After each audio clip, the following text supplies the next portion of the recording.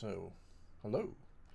Welcome to Friday of Voxel Week. It is not Voxel Friday, it is Voxel Week. I'll say this now and then I'll say it again later when more people show up. You know, this project started. I had the main engine that I was working on. It's the terrain engine, the continuous level of detail, terrain, and other outdoor rendering is planned. And then Voxel Fridays, one day a week, I worked on this Voxel engine. And this week, we decided to work on the Voxel engine every day. And I've decided to swap the projects. I'm going to make the Voxel engine be the main project. And the terrain engine, it's the side project.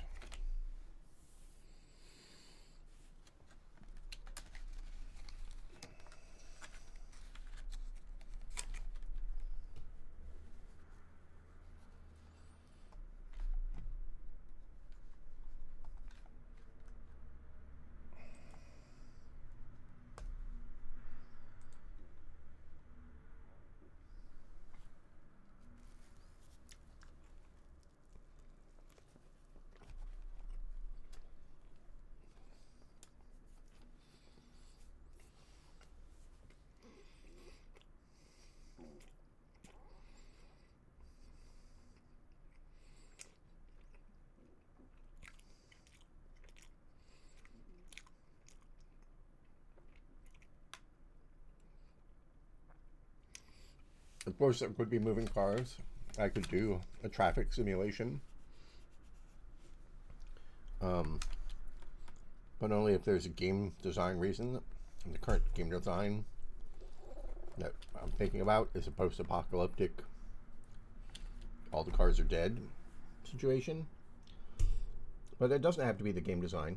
I don't really haven't committed to that.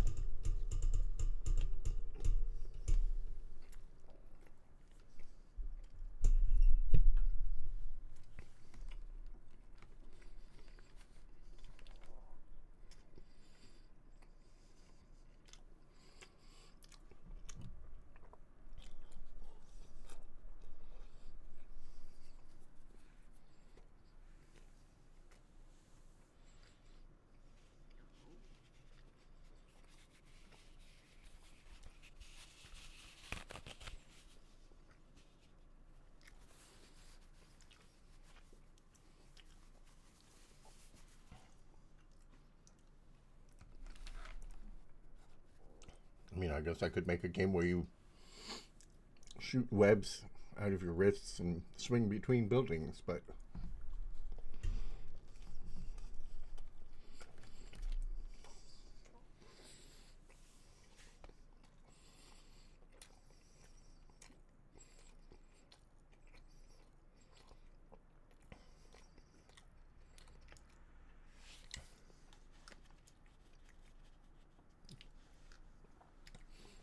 or I can make a game where you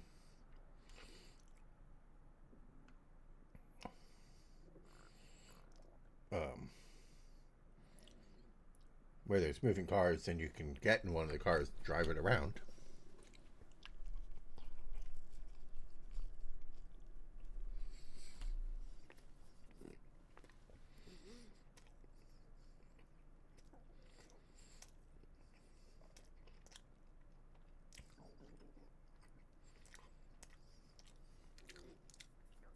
Maybe by pulling the existing driver out of the car and stealing it.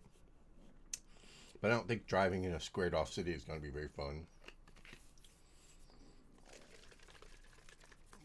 I don't know why I started the stream and then immediately started eating. Should have eaten, then started the stream.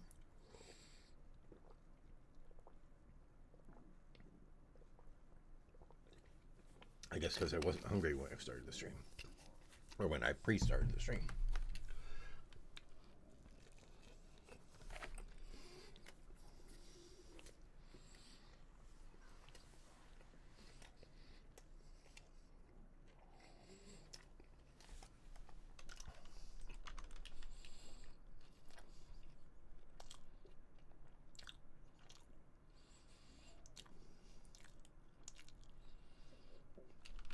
Which one?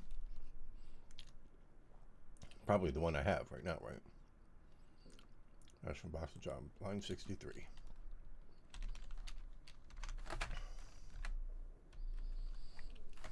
Oh.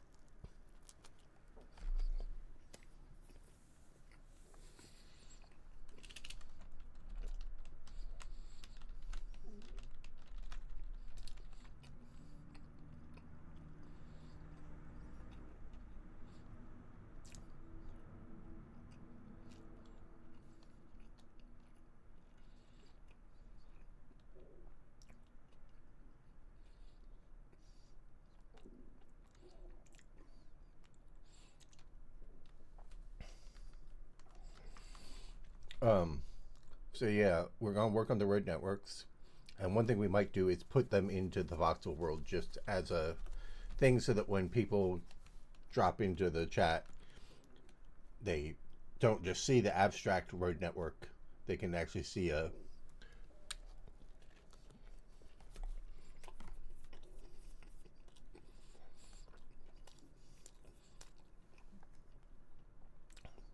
they can see it in the 3D real world.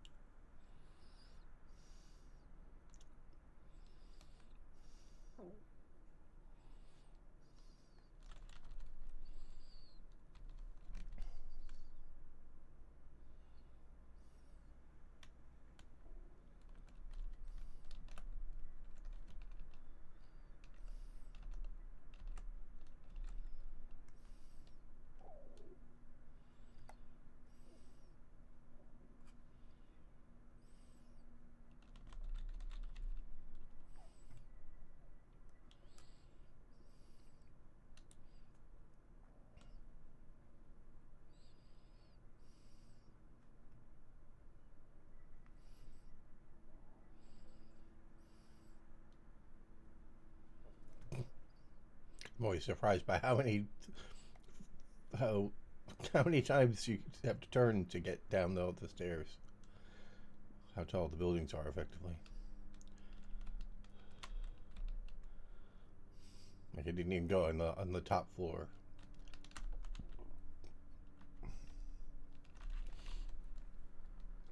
So, because of that switch up, which I'll repeat in a half hour or so, one thing that's changed now is I'm not going to do all the programming of this engine on stream. I am going to allow myself to work on it off stream.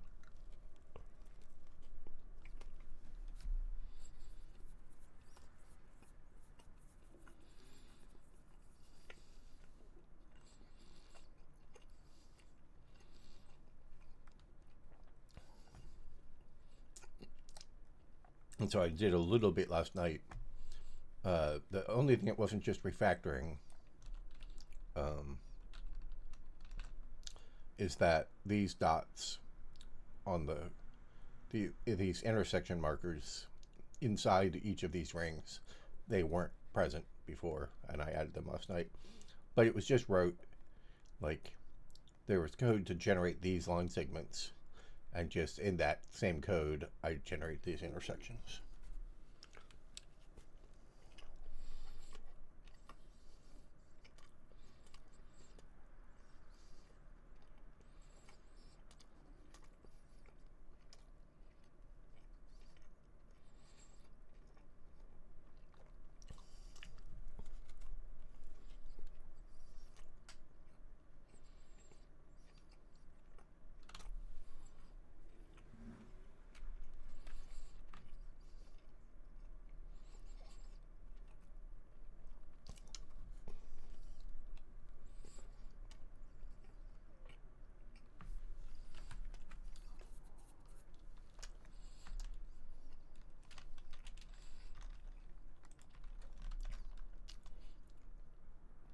So the refactoring that I did,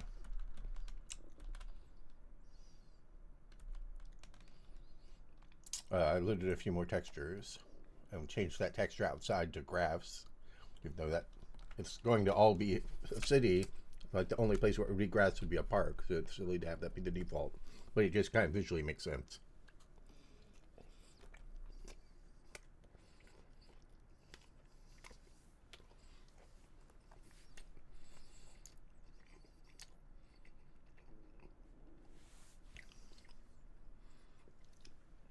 Because it used to be asphalt out there, and I wouldn't put down the asphalt roads in the real world, and so they need to go over a different texture, so it makes sense.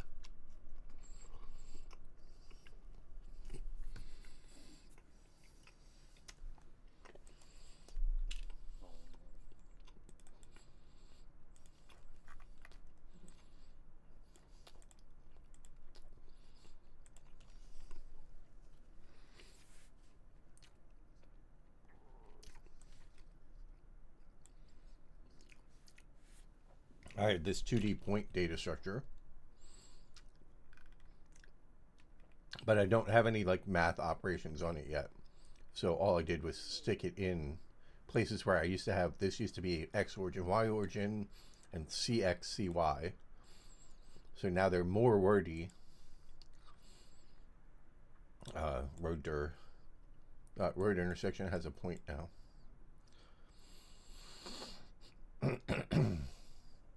Road used to have X0, Y0, X1, Y1. Now it has 2 points, P and Q.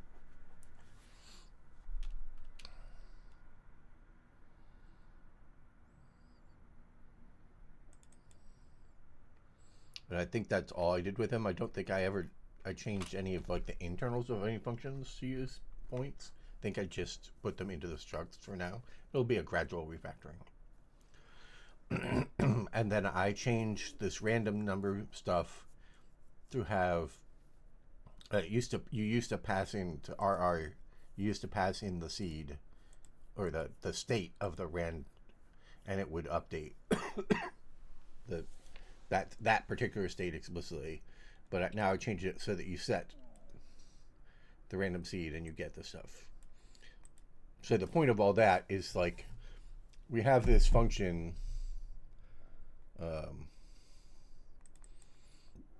that we use a lot, flat noise 32 strong, that takes 3 input integers and does various hashing operations on them to output a single new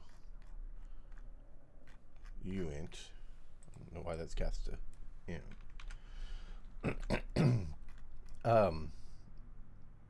and this lets you implement a pseudo randomness where like what we do is we say like if we're doing a corner, we pass in a different seed that indicates that it's the corner's data. And then we get the X and Y coordinate for the corner, and you pass those 3 in, and this will give you back the same number every time. And what we used to be doing is we would call this like 4 times with different seeds in the corner.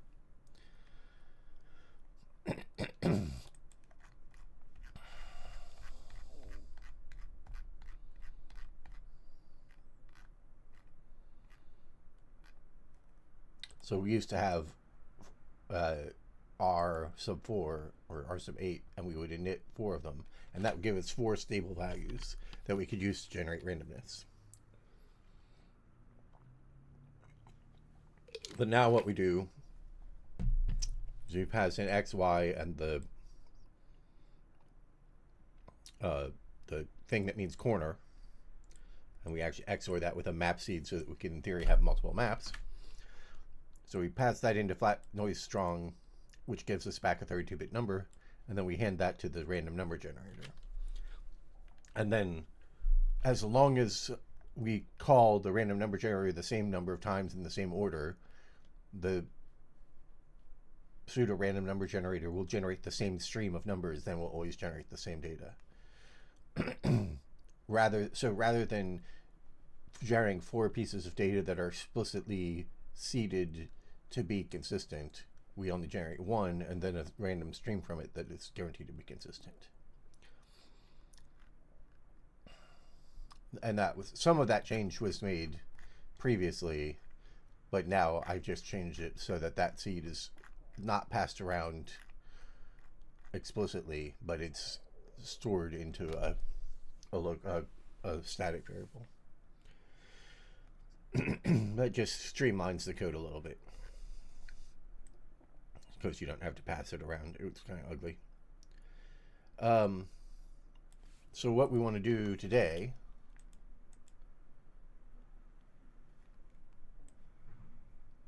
is connect these lines potentially, cut them, have them cut across, and then we just need to connect the corners or any straggler lines, and we're pretty close to done.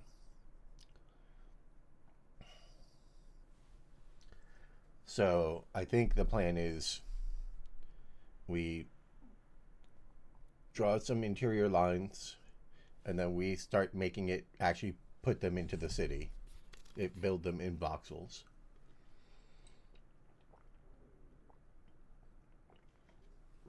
And then we'll start putting down building floor plans. I think that's the plan of attack.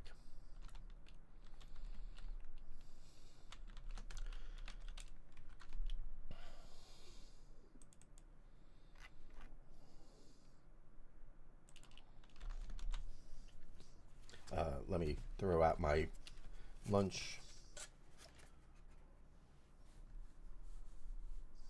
stuff.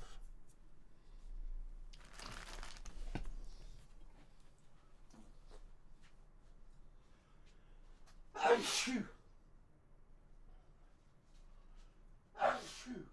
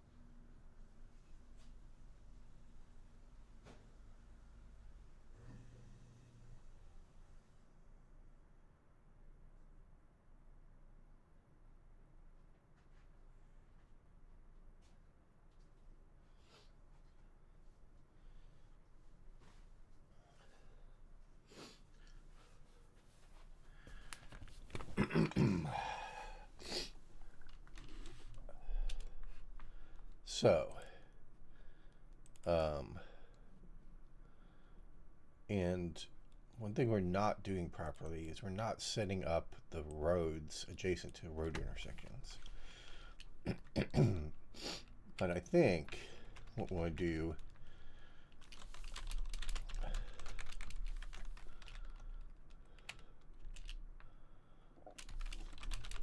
is change that anyway. Position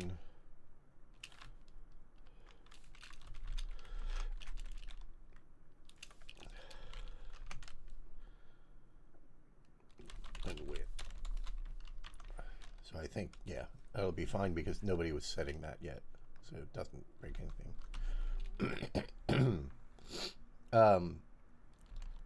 We'll need to start doing that so that we know how to build the intersections correctly.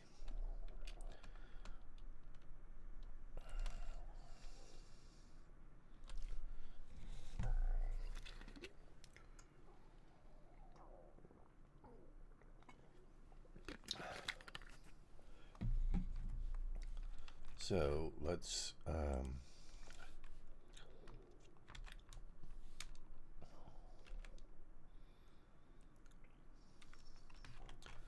should I make the box bounds be points? Yeah, I think so.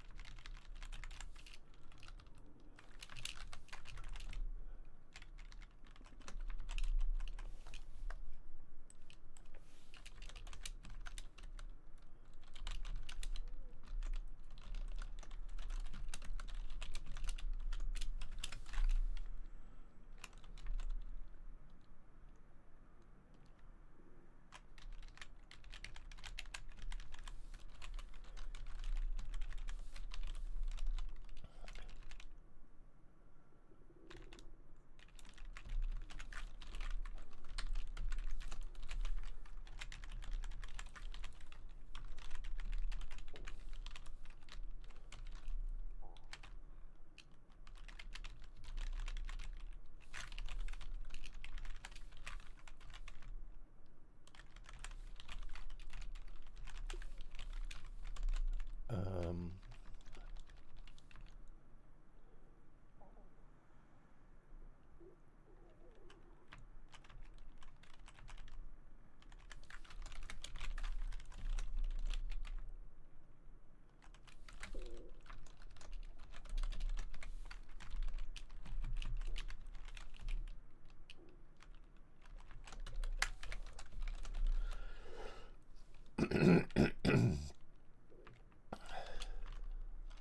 okay.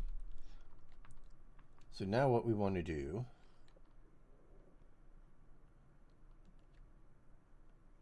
where do we make those intersections? They're here.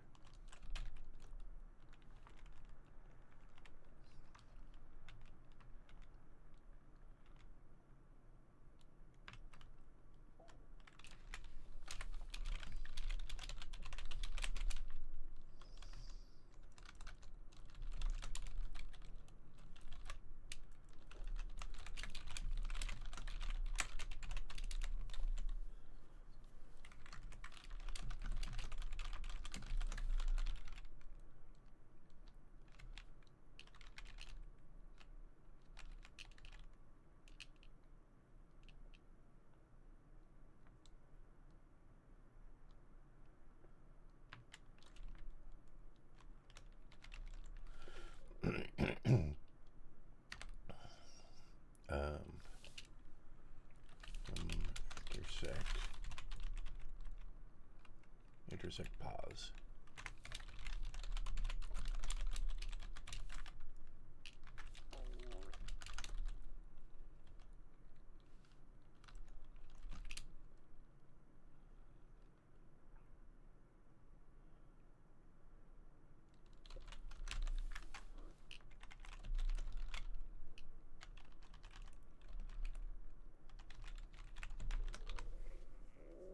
We'll record all the intersections with the interior.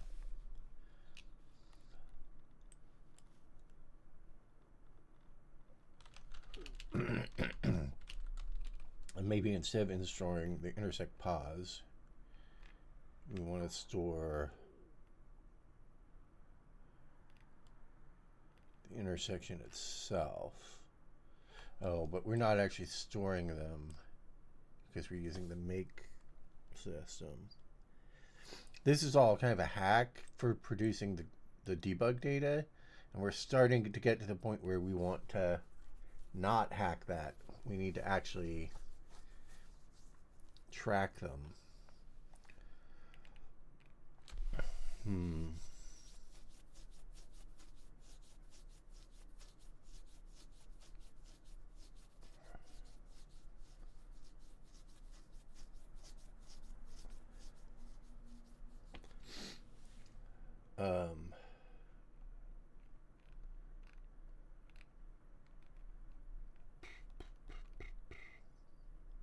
But we don't, we just can't do anything yet. All right, so we record all the intersections with the interior. And then we can start saying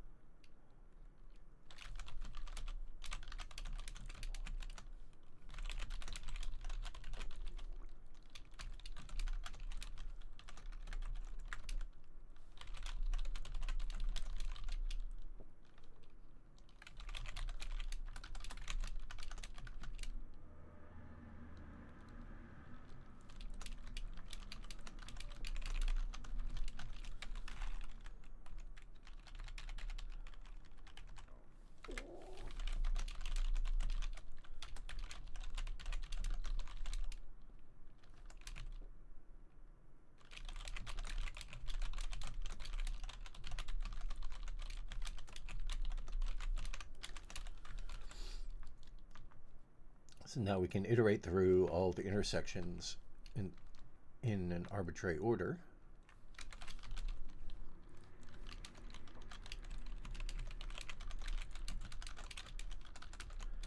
Oh, I wrote a function. So you might remember that in the road edge, um, where we cross an edge like this edge or this edge, we generate these crossings, and I tried to randomize the position of them, and it was kind of ugly hackery. It's this code here, this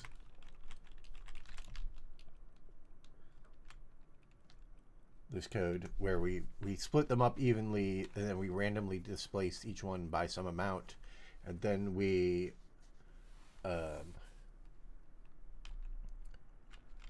renormalize, and then at the end we have to do a thing to make sure they don't end up on a chunk boundary. So I Googled for what's the correct method to do this, and nobody quite had the correct method, but they had hints of it. So here's the new code to solve that problem that I made reusable, because I have some thoughts of other scenarios where we might want it. So the way you do it is, like, say you have 100 and you want to generate 4 numbers that add up to 100, but you want to have a min and a max on those numbers. So there's a standard algorithm assuming you don't have a min and a max.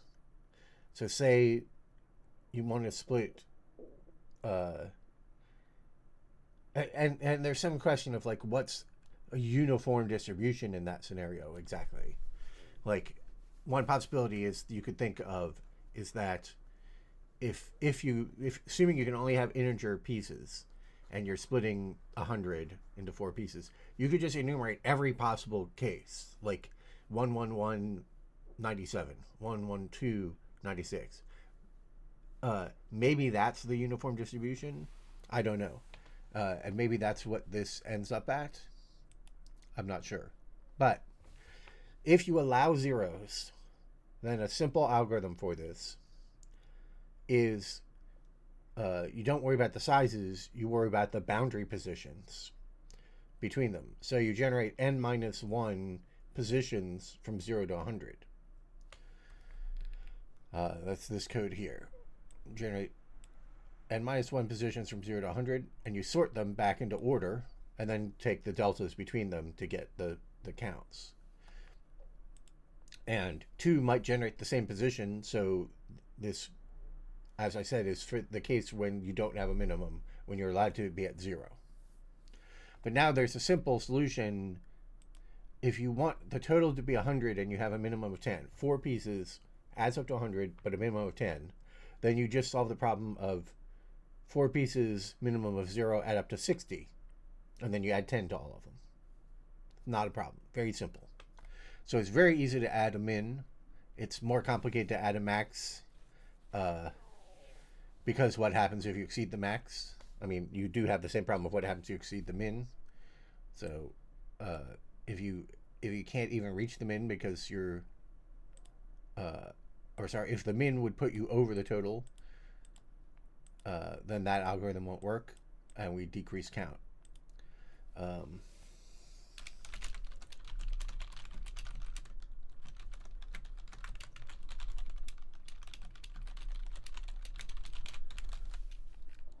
So anyway, I haven't actually wired that up to switch to using that, but I did write it, and I did run a bunch of tests and look at it, and it did look like it was doing roughly the right thing.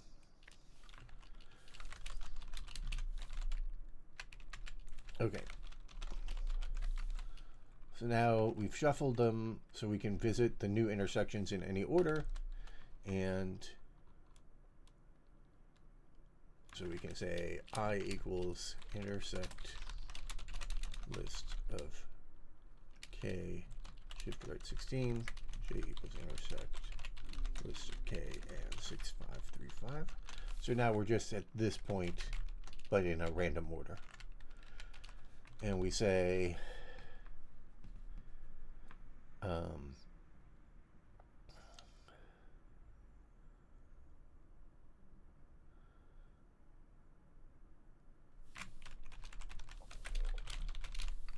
pause is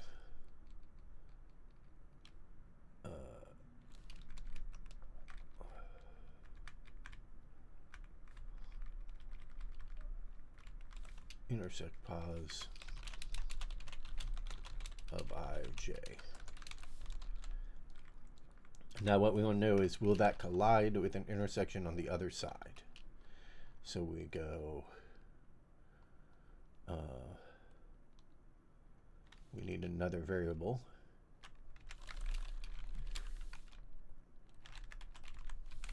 Q equals 0, Q less than intersect, no intersect, I sort 2, that's the opposite side.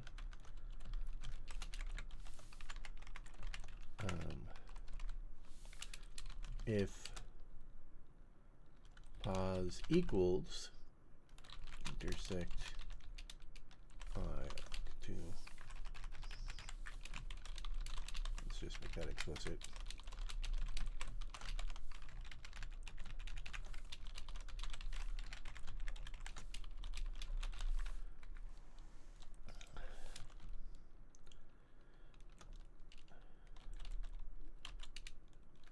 If it exactly equals it, then that's okay.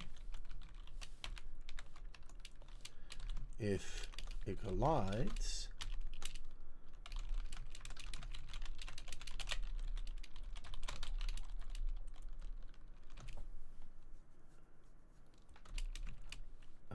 max min intersect spacing, I think. Min inter, yeah. If it's going to collide, then we break. If Q is less than, if Q equals num intersect opposite, then we didn't break. And we can generate, we'll just make a clipped road for now.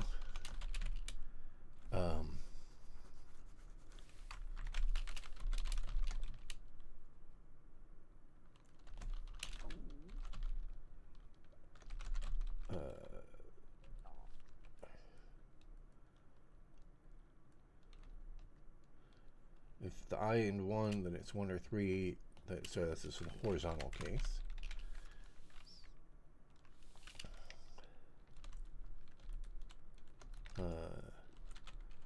So we go from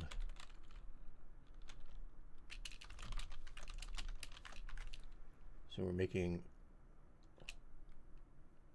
a vertical road. It's the horizontal edge that generated the crossings, that generate the intersections.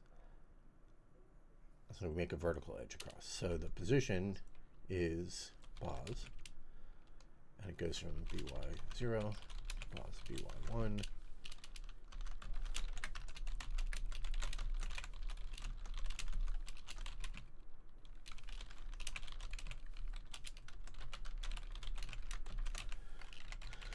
But we also have to make sure we don't collide with that itself, the new ones of these that we made. But we can't, because they'll always correspond to the other side. So yeah, I don't think we have to do anything else beyond that. Count.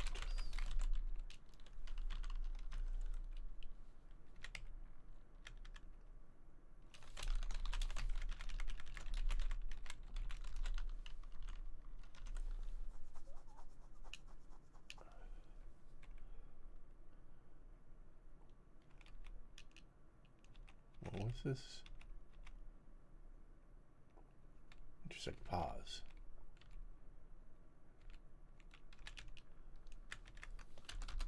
Oh right, intersect list was this thing.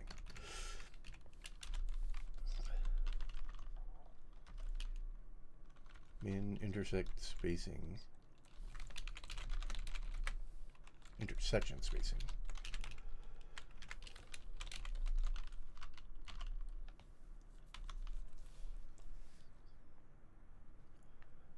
That's totally broken.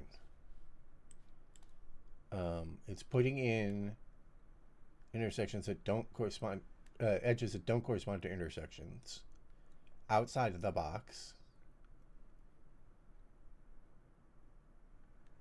Outside of the box. Probably the X and Y axes are reversed, most likely.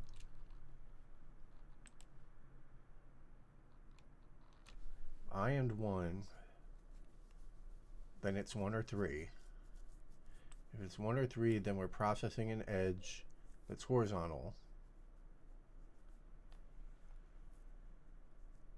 That seems right.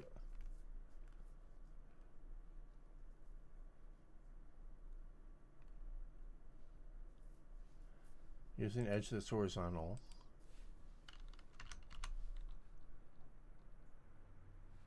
I is 1. Yeah. There's an edge that's horizontal. Oh, we're storing.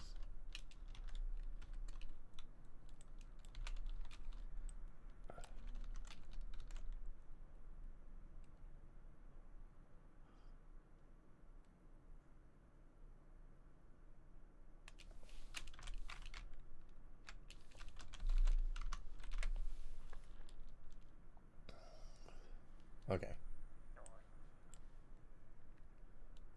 So it couldn't pull this one across because it was too close to that. These were not too close for some reason. Okay, right. So we also have to be at least lot size apart.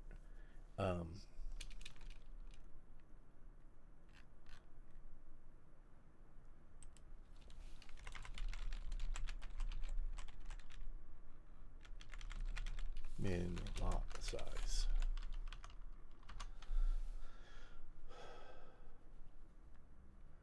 Where did you find VC6 and Win7? From yours or official websites? The Win7s has been installed from official Windows Media from Microsoft. Why didn't this one get pushed across? Like, if this is the lot size, then this should be...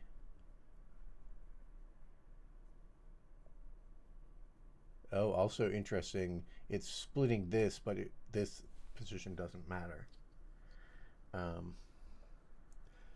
The only thing that matters is the ones that have been extended across already.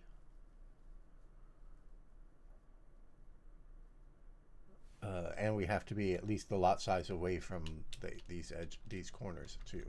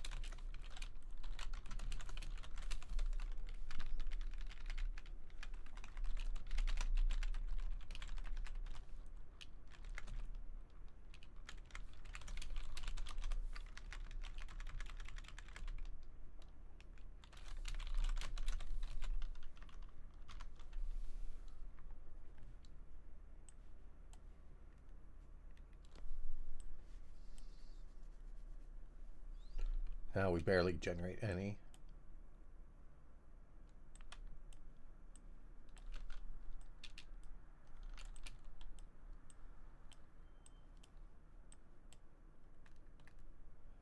Yeah, this is about what you'd expect.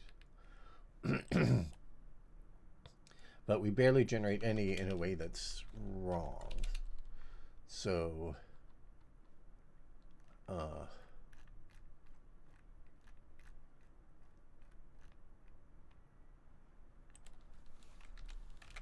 int crossing pos 2 of 16, int num crossing 2.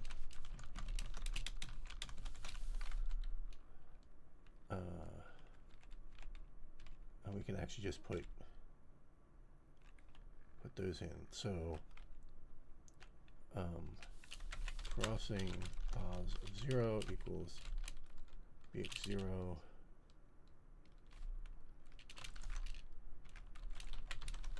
pos of 1.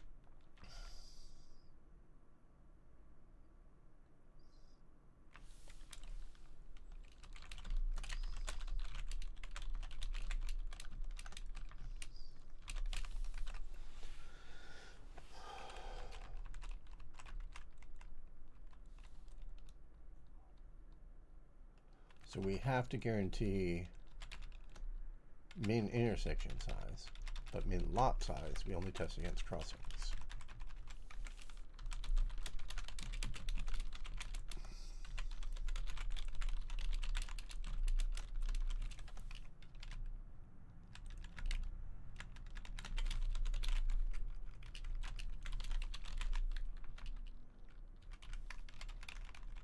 And we added these to crossings.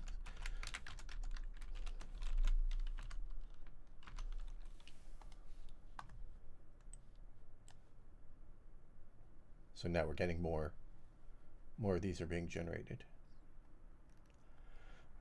Because the old code said you couldn't have this one cross if the opposite side was too close to this. But the too close threshold is supposed to be min intersect spacing. But it was using min lot size. And it was using min lot size because once you have so like here, you shouldn't add this edge unless this is a valid lot size. So where's an actual example of this? Why did this generate no horizontals? Oh, because all of these collided. Okay. Okay, so here, this one presumably didn't get added because it's just a little too small. Like it's almost the same size as these, but just a little bit smaller.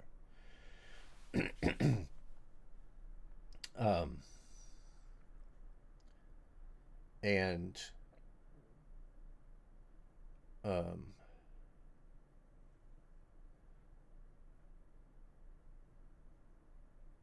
why is there a max lot size? I guess the max lot size isn't really valid. Anyway, this is clearly problematic for actually laying out a city, but we're just trying to figure out the rules. But anyway, so it didn't generate this one presumably because it's a little too close to this one. But the opposite thing wasn't true when it generated this one. Even though this is too close to this, it wasn't testing it because it's only testing it for the min lot spacing against lines that are actually present. So the min intersection spacing is tested. Like if you imagine this line isn't here and it tries to draw this line, it would approve it. It would say, I can put that lot down. But this one happened to go first. So it went this one across and it said, doesn't collide with that intersection, so I can put that line in. Then when it got to this one, this isn't too close to that intersection, but it's too close to this line. It would make too thin of a lot, presumably.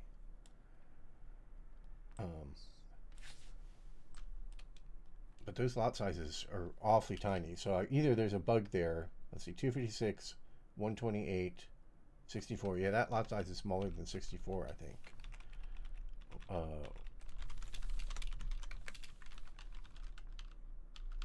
It's an F1 right now.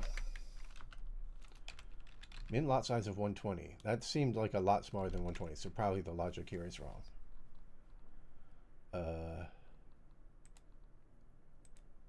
We might have vertical backwards. No, because we're testing against the same one.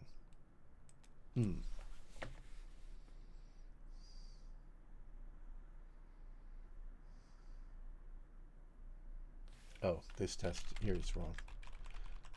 So if either of these broke,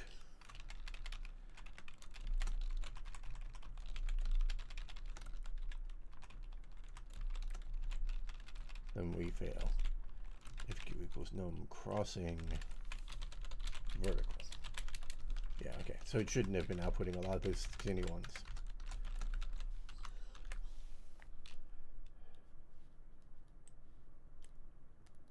Okay, but it is generating some crossings, which is good. So we're getting pretty close to a real road network now. Notice it doesn't generate the intersections in them, though.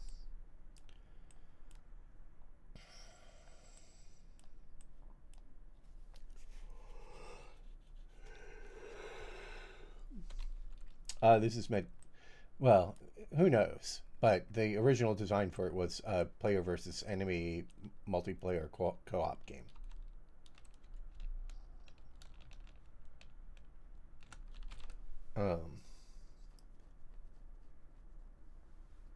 So yeah, let's look at putting these into the real world.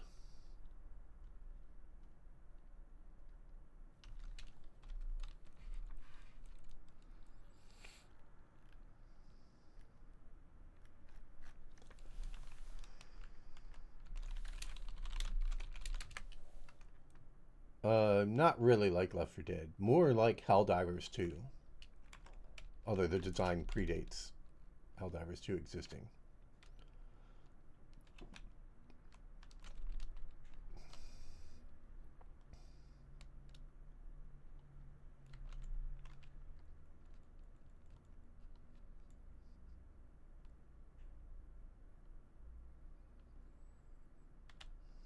What does this make voxel? I guess that's old code from when we were manually debugging it.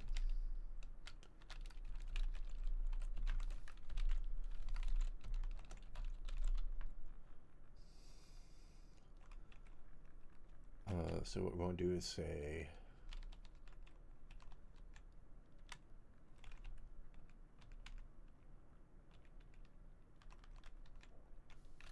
road chunk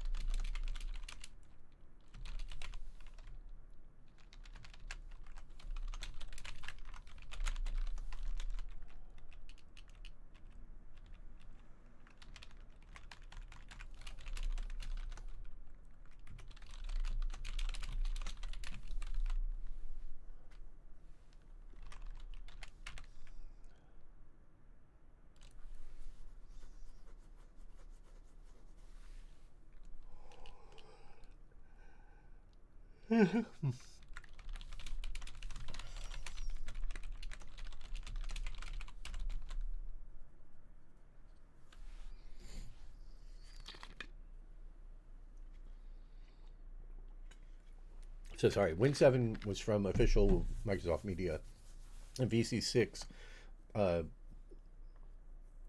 was from official VC6 Media. I think I just have it ripped digitally now, and then I've had to hack on it to get it working on newer OSs. Minor changes,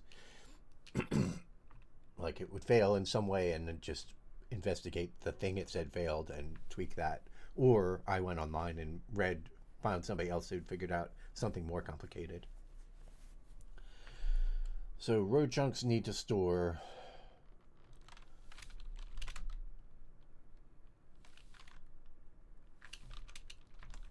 road lists and road intersections.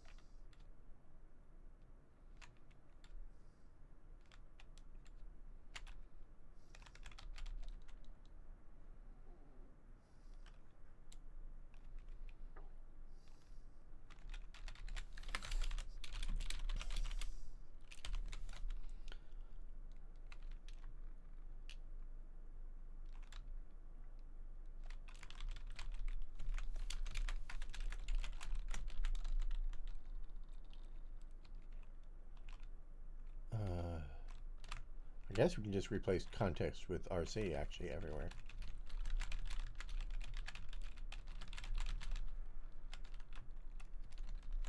Oh, RC is the word corner. So road chunk is going to be arch.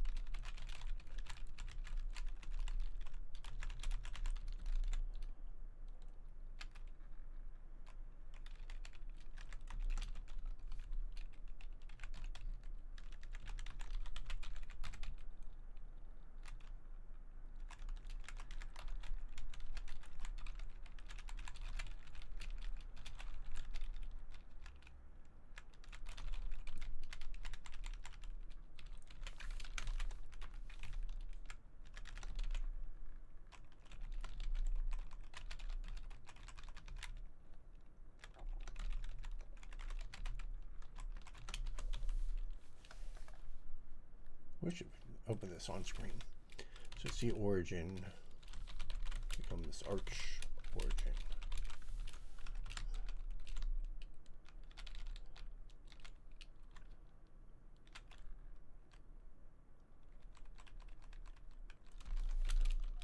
I guess we can just say and C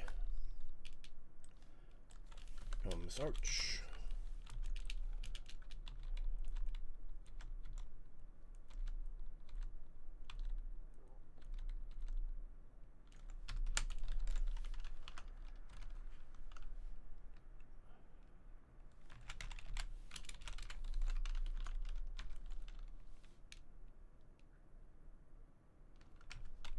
Make clipped road. Takes a road chunk. Make road intersection takes road chunk.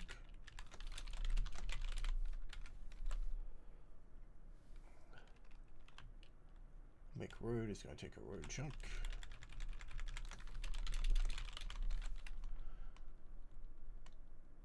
And then we go road chunk. Find the definition of that, move that up higher.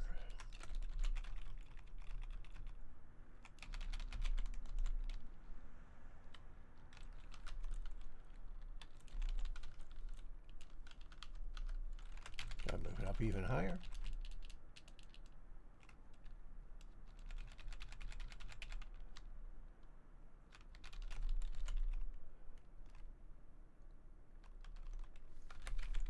We got rid of context entirely, I think.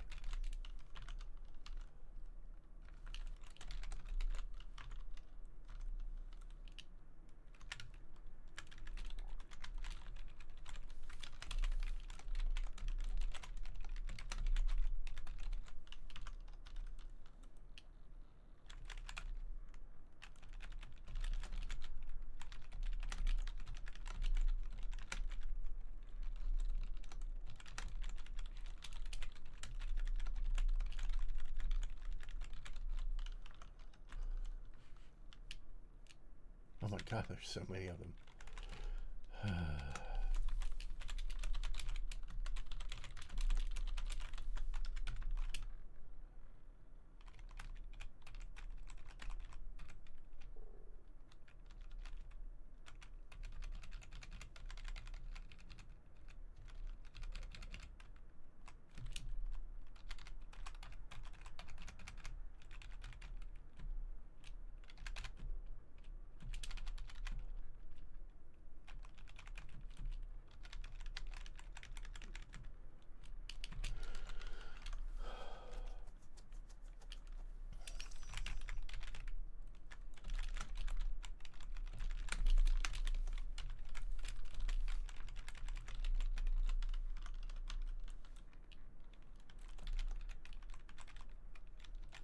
Road chunk.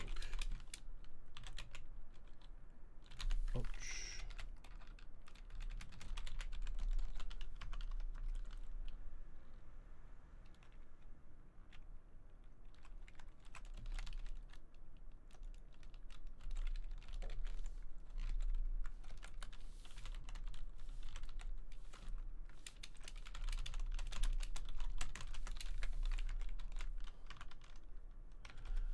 Okay, and now instead of sticking the data into the globals,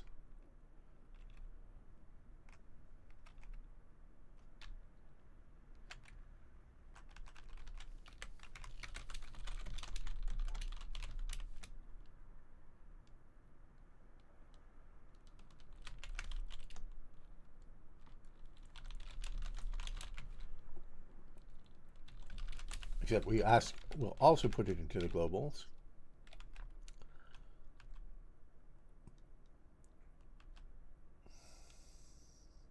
So that we still have our road debugger. Same thing here and here.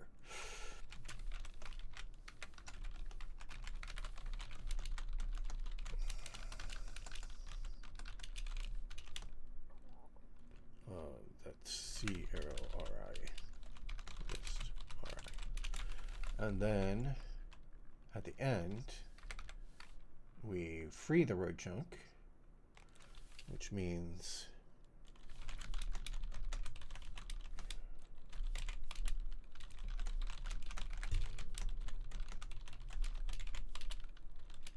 we have to do those. Memory management. It's so hard to do manual memory management. It's literally the first piece of manual memory management I've had to do in the entire project. Well, since I started streaming. Maybe spelled that correctly.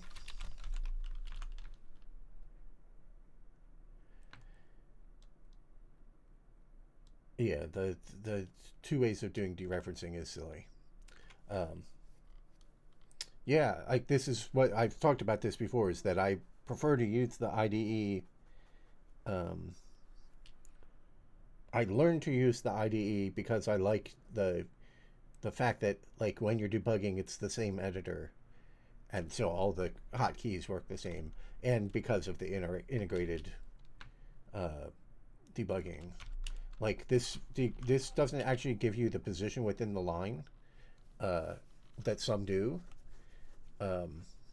And so because of that, I've kind of learned to just ignore what the actual error message is and just go to the line where the error is and look at it and see what looks wrong.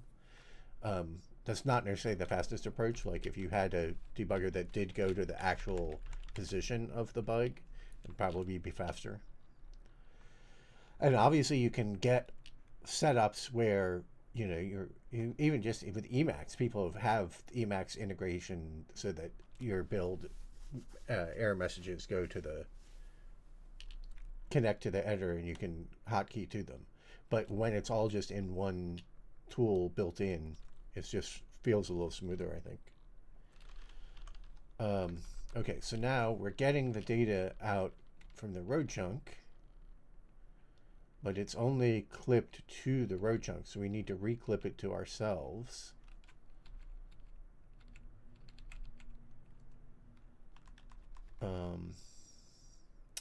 So we need to add support for negative XY positions. Or we have to crop the data as it comes in. And cropping the data as it comes in would not correctly handle the internal versus external texturing.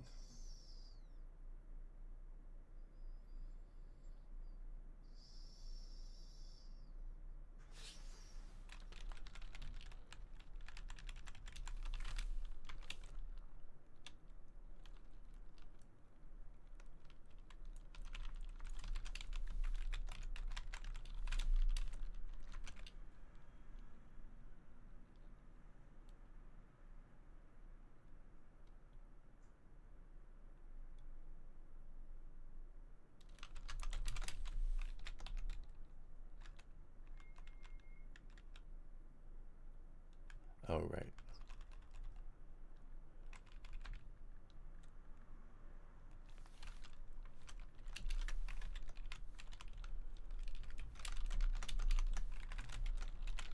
You want to keep the floor height even.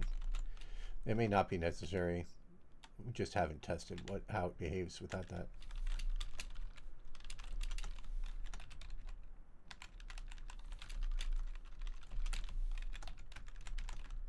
I think these are, yeah, it doesn't matter.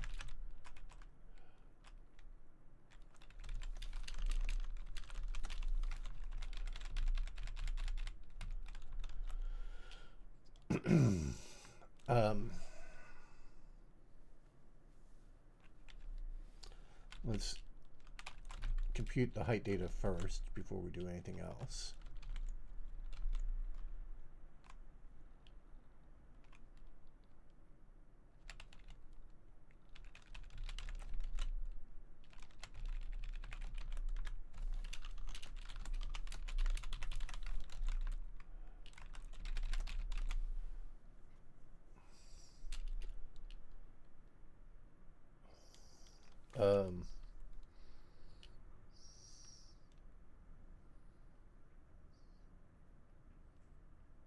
I mean, let's just hack this. All right. So first of all, let's make the heights.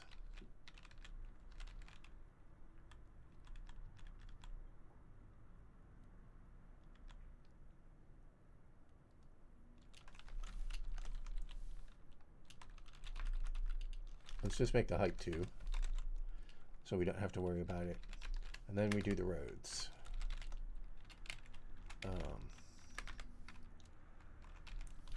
I equals 0, I less than, has to be array list of, array len of word chunk dot road list.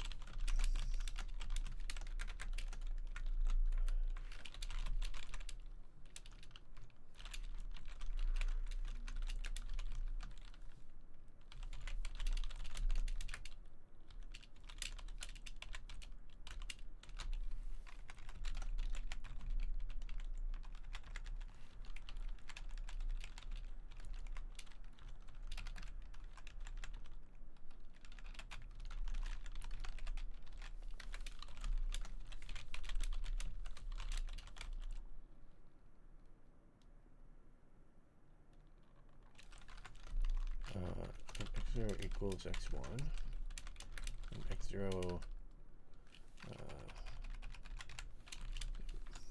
you know what? Let's just do that. Damn it.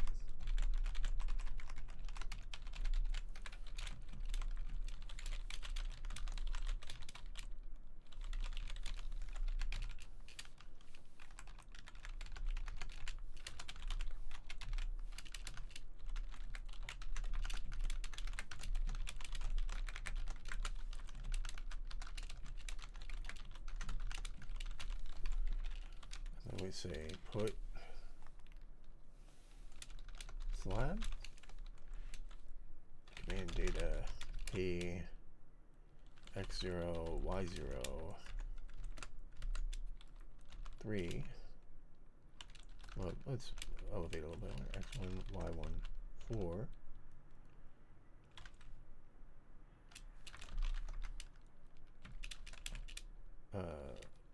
0x210 8421 0x210 whoops 0x210 8421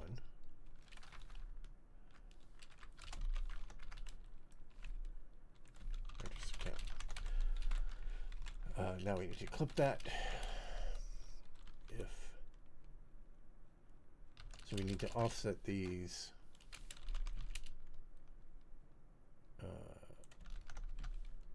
So by arch origin x minus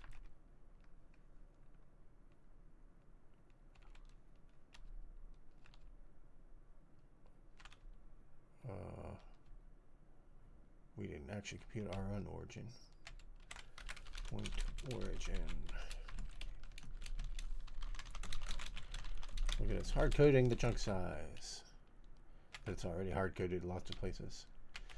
Arch.origin minus origin.x.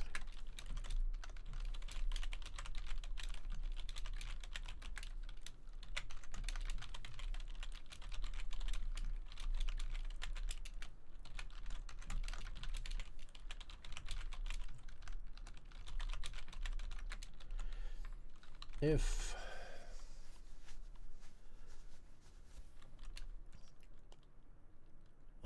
x0 is less than 256 and x1 is greater than 0, greater equal to 0, these are inclusive, and y0 is greater than 256 and y1 greater than equal to 0, then it overlaps and we clip it. If x0 is 0, if x1 is greater than 235, x1 equals 235.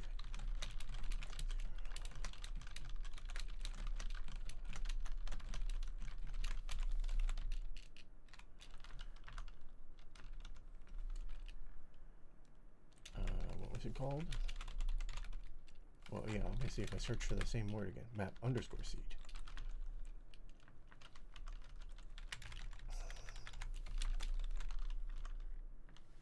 How do you configure linked libs, flags, etc.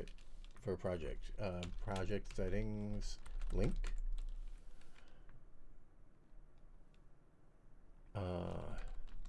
Flags go here.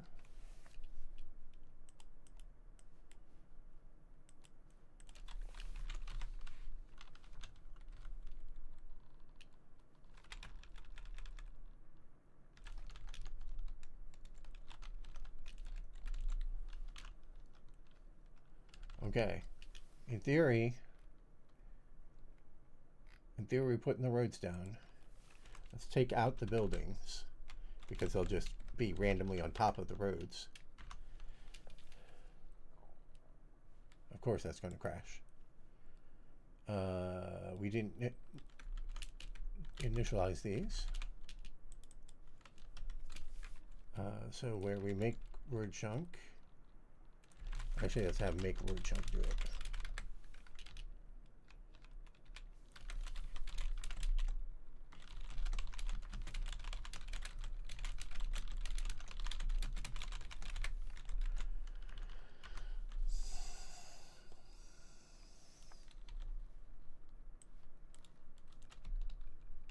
There are no roads.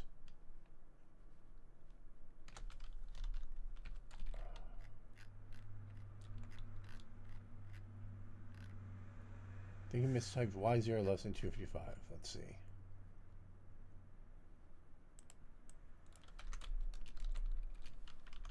I don't think that would have resulted in no data, so I don't think that's the...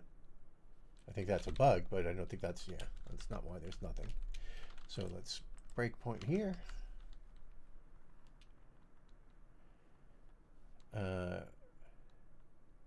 So this is off to the right. Starts at 282 and it's at 695. So that should get called. It does. Called. Okay, here's one that should overlap.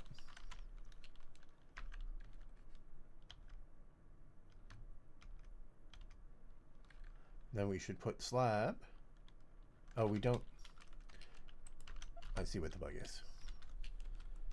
We have to do this.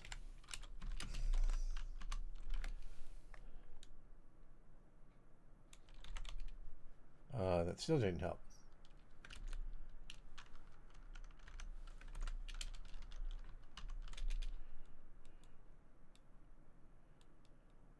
Okay, P is 16384. Now it's 16388. So we definitely added that data.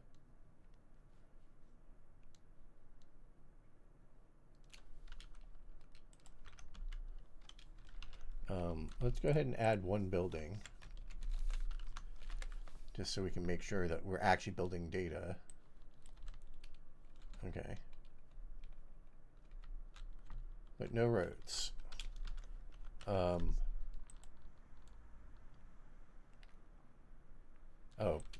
you have to do that.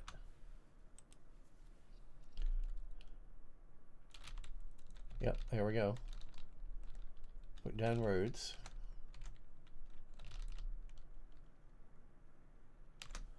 Alright, so let's turn off the building.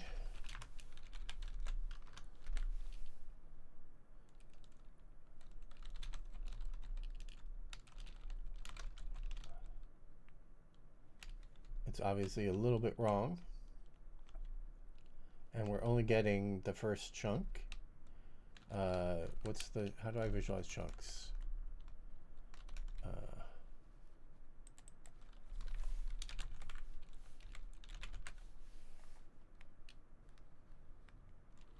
Shift C.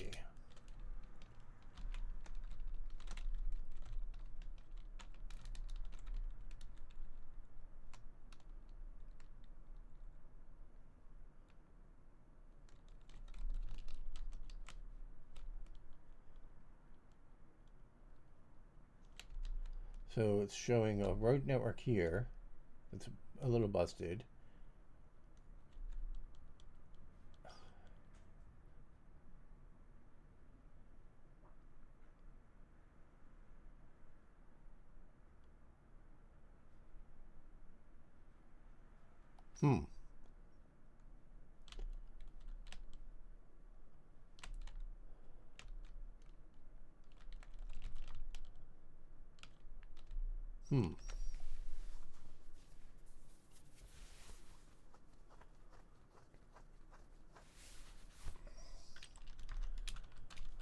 Well, we were getting one whole road network chunk.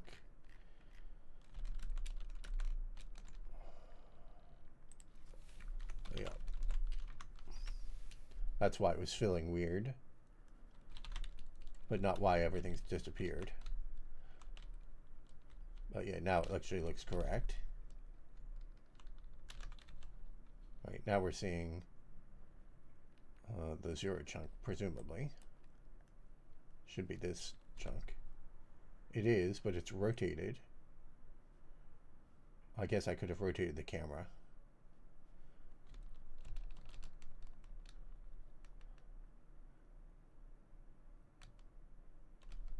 So we get 1, 2,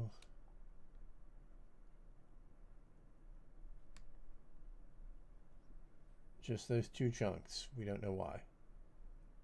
Oh, no, here's one.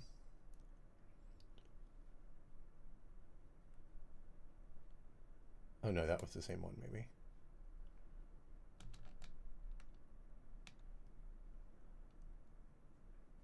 Nope, we're definitely getting 3 different chunks. Ah, 4 chunks.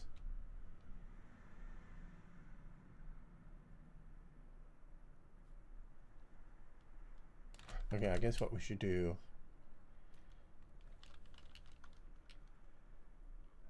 is figure out why we're not getting anything. So the origin versus the road origin, they do not overlap at all. So we're not asking for the correct road chunk. Oh, yeah, I see.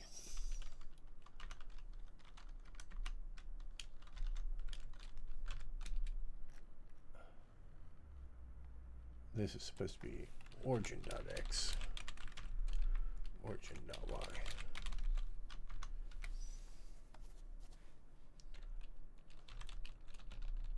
Oh, nope, that wasn't it.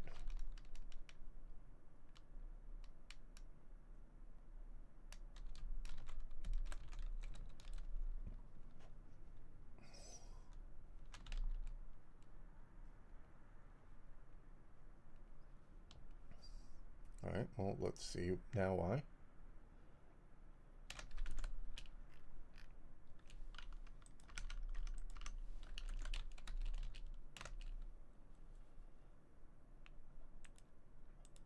The origins match.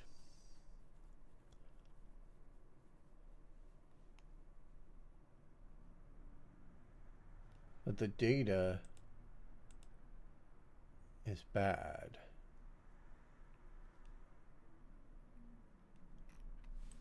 Ah, I know why. Yeah.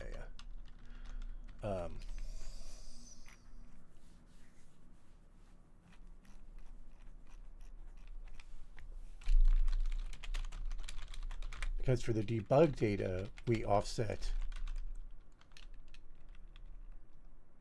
For the debug data, we offset it by we add the origin.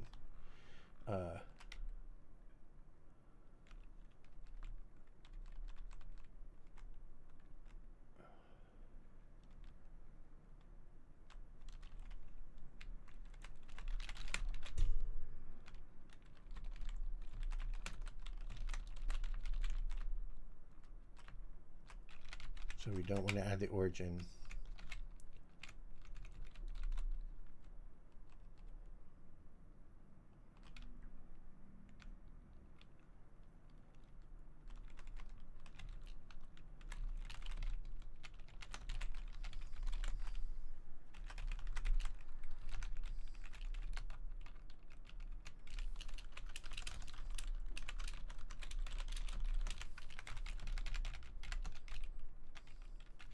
So for the chunk, we don't add the, but for the debug, we do. I think that'll fix it. Yep. So now we have the roads in the world. That's an interesting bug. The origin is there. That's going to be like this.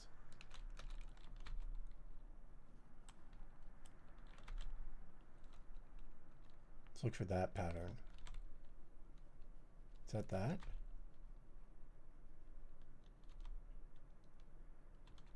No, it doesn't have the other thing on the other side. Why are these two so close together? That's -1, -1, -1, +1.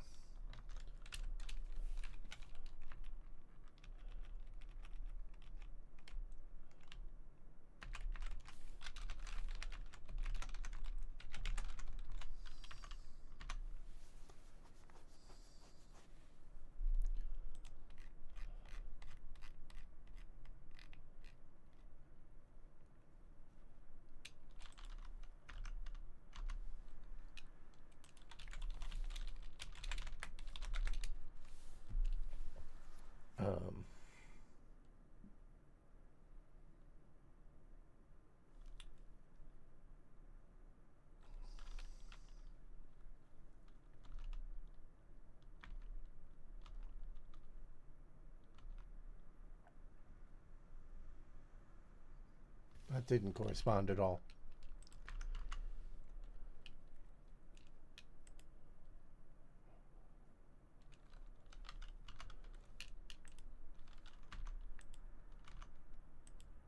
Why are we...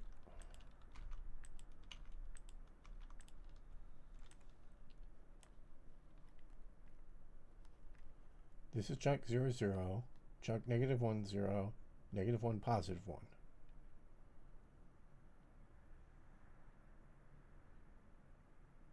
Oh, no, road chunk. No, yeah, road chunk. That is right. -1, +1.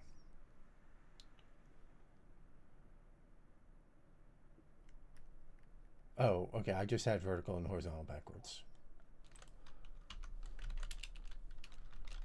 It did, that did match. Or I didn't have them backwards. I just never saw a second. I never saw a second vertical one or horizontal one.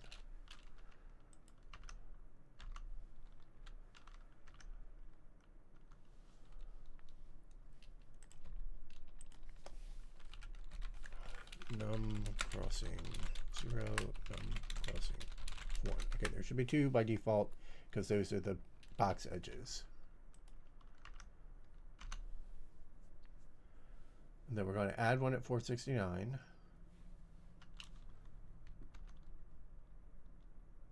Then we're adding these at 726.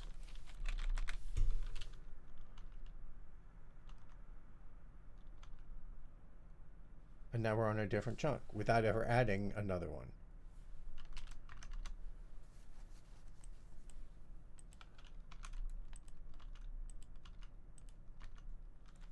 God damn it.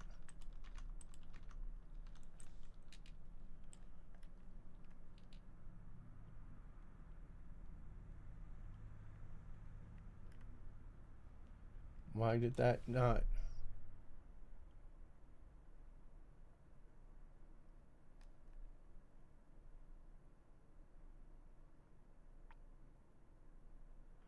Huh. We're generating this road network chunk multiple times. What if they inconsistently made this decision? If the shuffle wasn't consistent. But it should be consistent. It's seeded explicitly. But if it weren't consistent, you might get this result. That it's drawing both of them both times. On different times that we generated it, it generated it. That would be one way you could see this behavior.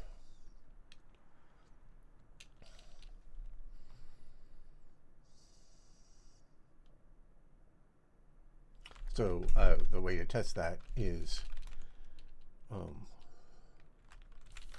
we disable the road chunk.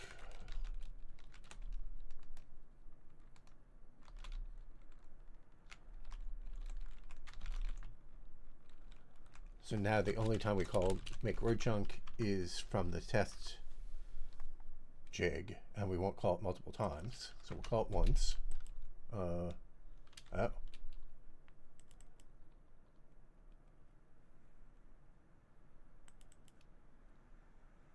Interesting. That data got corrupted. Oh, because we're not knitting it now. Okay, yeah.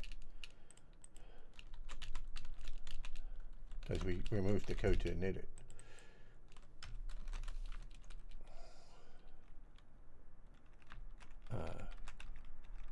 Because make road chunk is what it knits it.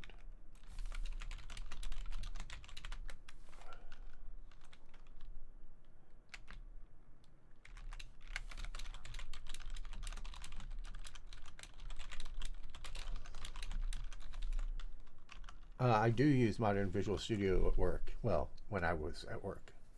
And I do have a Windows 11 machine that I use for gaming, and that's actually the streaming machine. Okay, so now... Aha! It's not doing it. So it is in fact because I'm running it twice, and it was somehow being inconsistent between the two runs. Now, what would cause it to be inconsistent between the two runs?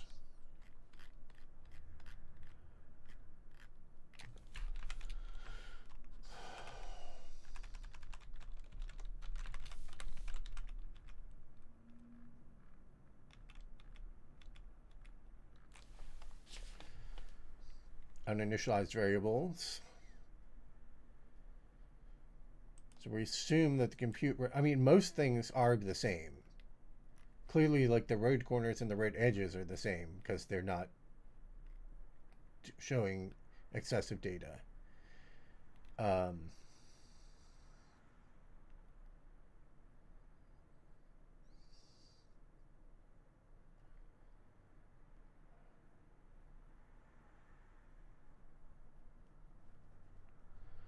They're always in the same coordinate space. Like there's no... Right, like it should just be only a function of these two things. This shouldn't be able to affect it.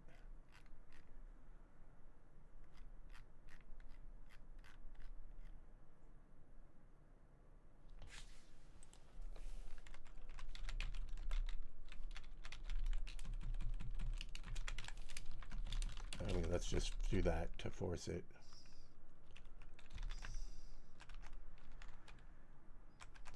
Force it to be the same.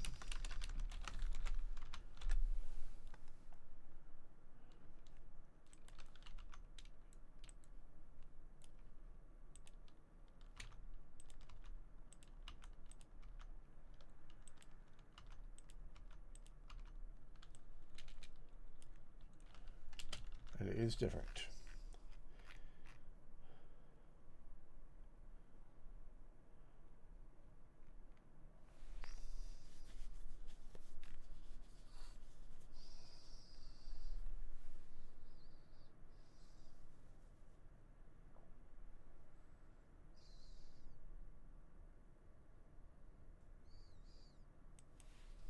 That's just because we know that seems like that's the thing that's going wrong. Let's just hard code that.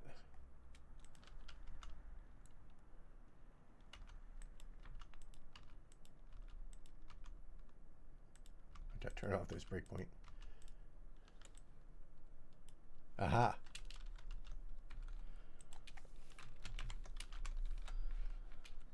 We're not threaded, so it can't be a threading thing.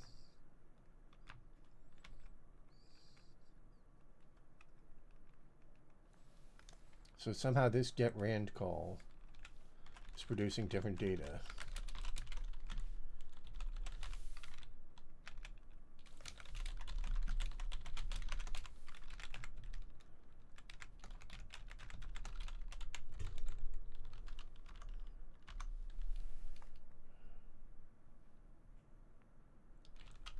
We actually want to turn that breakpoint back on. Actually,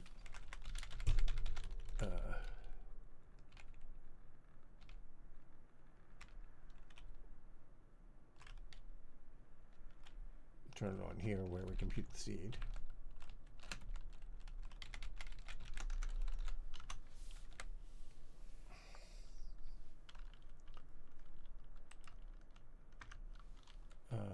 Rand seed? What is it?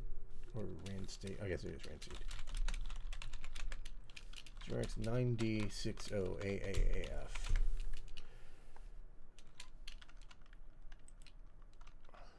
And then we run again. And now we generate a new one. Yeah. Ran seed is different.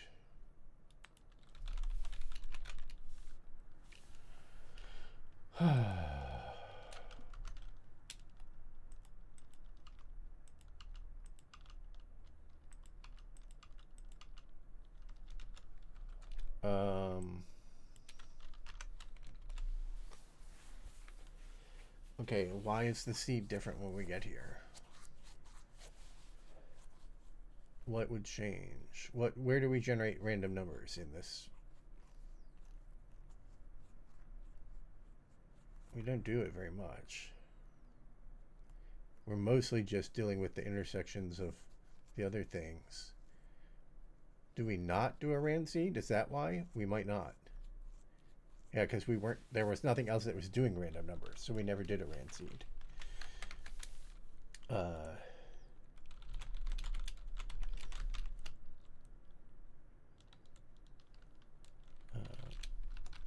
Flat noise into good. Wait, what was it called?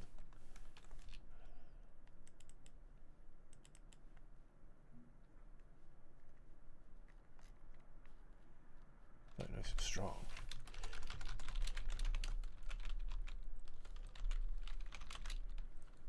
Oh, damn, what is it that I keep hitting there? XOR map seed.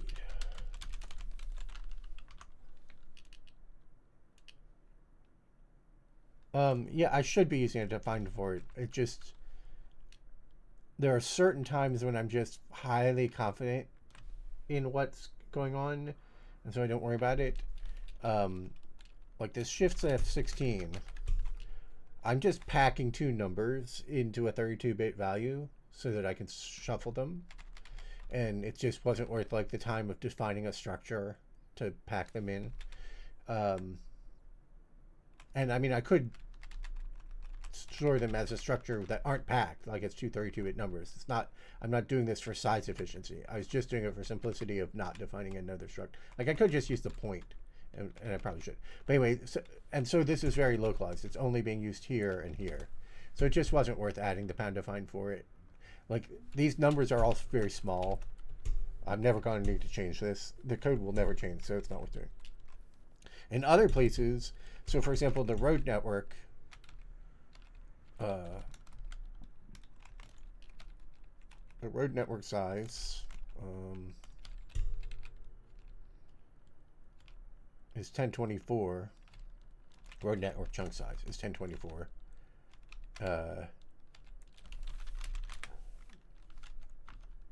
Yeah, and that is on a pound define. But I actually need the log 2 of it somewhere, so I should actually do that. Find road network chunk size log 2 is 10, and then this is one new shift left road network chunk size log 2, and then we find shift right by 10, and this is shift right by road network chunk size log 2.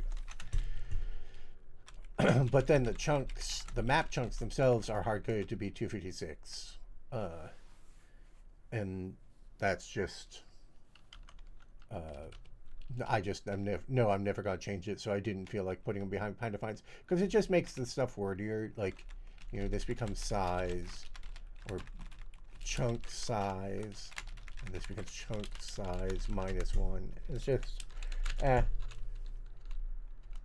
I've gotten lazier over time. Oh yeah, so let's revisit the thing that I said at the very start, chat, now that there's more people here. So this is Voxel week. I am working on the Voxel engine this week because I have been limiting the work on the Voxel engine to Voxel Fridays. And I wanted to work on the engine more this week, so this engine more this week, so I made this Voxel week and worked on it. And what I've decided to do is instead of having a main project that is the continuous level of detail outdoor terrain engine as the main project, and then on Fridays do other things, including work on the Voxel engine, I'm going to swap those and make the Voxel engine be the main engine that I work on. And then on the weekends, I might work on the on the weekend, not the weekend, on Fridays, I might work on the terrain engine or on STB stuff or whatever. So from now on, the Voxel engine is the main engine. There will no longer be Voxel Fridays or Voxel week. And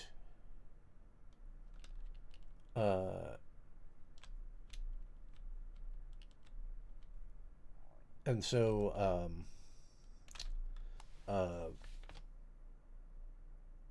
as a consequence of that, I'm not going to do all the programming for this project on stream. I will do some programming for it off stream.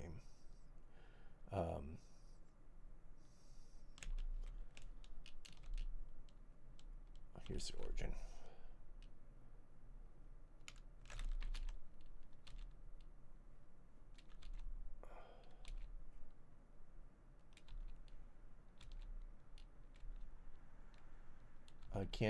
I still can't make it line up.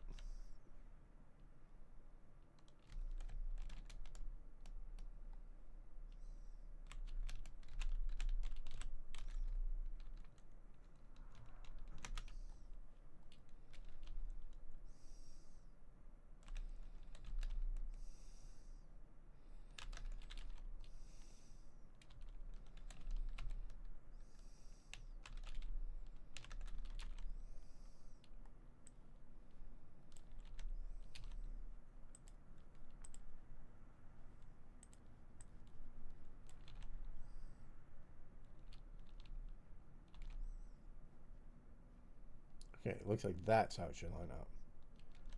Yeah, okay, it does. Okay, and here's the one that was being duplicated. That had the double edge across the middle. This one. Okay, so it all does line up.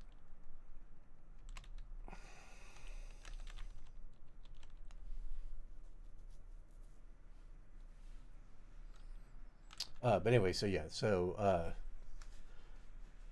yeah, there will be off-stream programming for this project, and so it is what it is. Don't know what to say about it.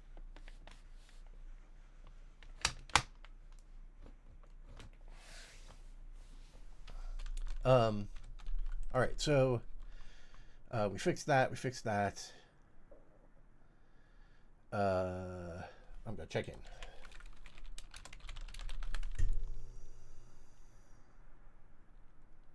But yeah, so on the pound define the magic constants, I would recommend that you should always pound define all of your constants, because you're likely to change them for two reasons. You're likely to change them, and because they're self-commenting. Like if you have two different things that happen to be 256, then when you see the 256 in the code, you don't know, is it thing A that's 256 or is it thing B that's 256? And if you just have it say thing A, then you know. So yeah, I would recommend always doing that. But I've been programming for so long that I tend to have a sense. Have I ever seen snow this late in the year? Probably. March? Yeah, when I growing up, probably. Not in Seattle.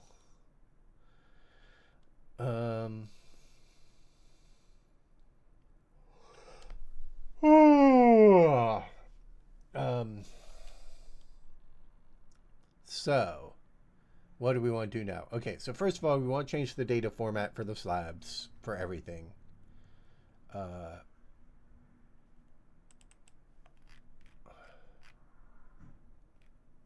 Change these. I already did it in the documentation. Change everything to 979797 instead of 8888. So that we can have negative x values. So let's go into. So there are 3 files. These 3 are the ones that do commands. None of the others do commands. So these are the ones that we have to adjust. So now the length is only 7 bits. The position is 9 bits.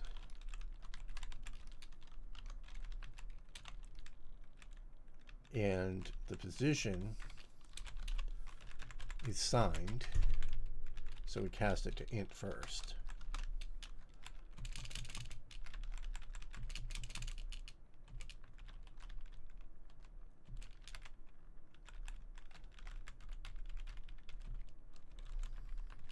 I believe that's correct. And then we have to clip to it, but most of the rest of the code is already doing clipping, so that should be okay. And then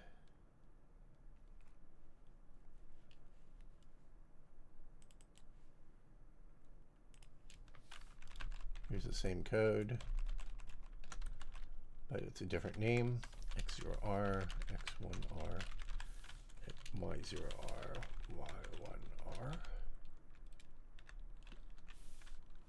Y0R, X0R. And then it's data instead of data 1. And then this one.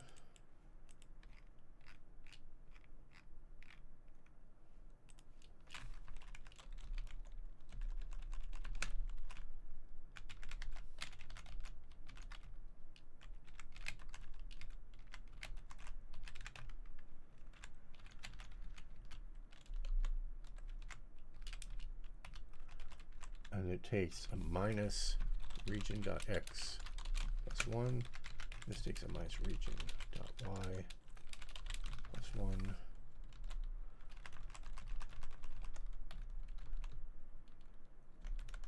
Did this have an extra subtract that I lost or anything? No.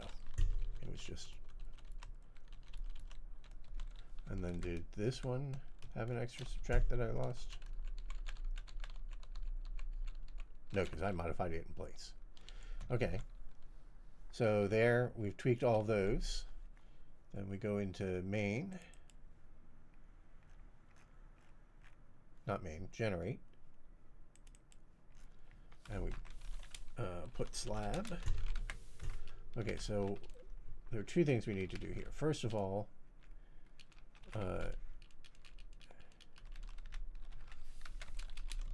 assert x0 greater than or equal to -26 and x0 is less than 226. Y is greater than -26 and y0 is less than 226. Assert x1. So we're going to store the length as x1 minus x0. So that has to be less than 128.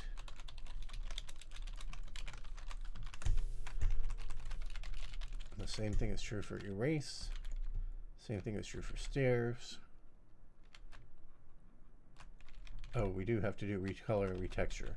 I don't know that that was being handled in that logic or not.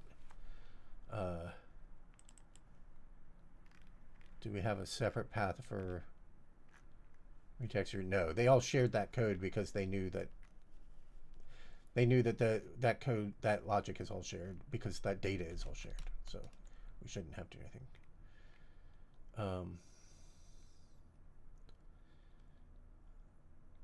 And then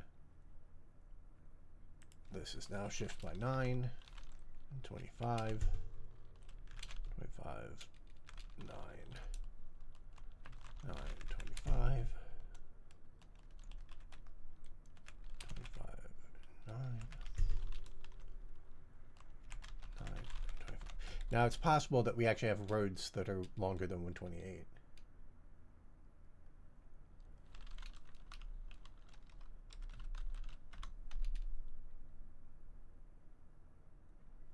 Yep. So that's the question is this due to a road or is this due to something else? Well, I guess roads are all we're putting in now. So now we don't need to clamp it.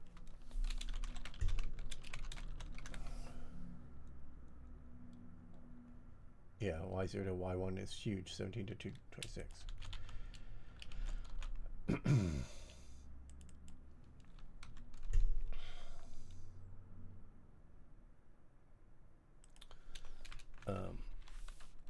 if x1 minus x0, wait, and y1 minus y0 less than 128. We can just put it. And we don't have to clamp, we don't have to apply this logic because we now handle negative x's. Otherwise, let's clamp it.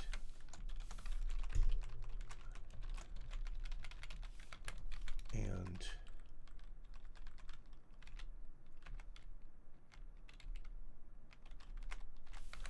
I equals 0.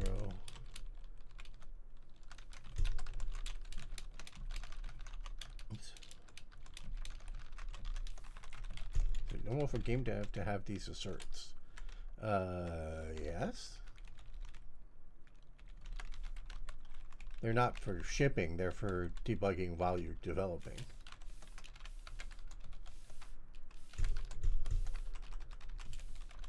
So then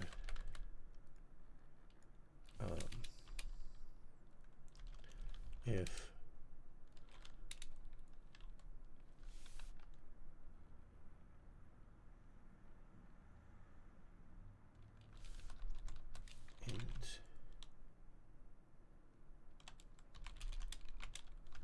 I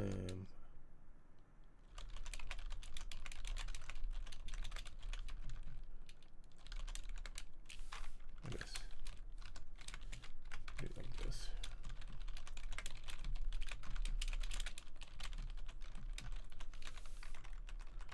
But the roads are the only thing that's gonna be this big.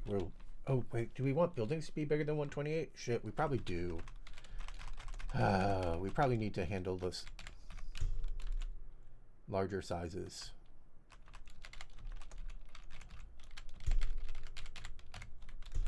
So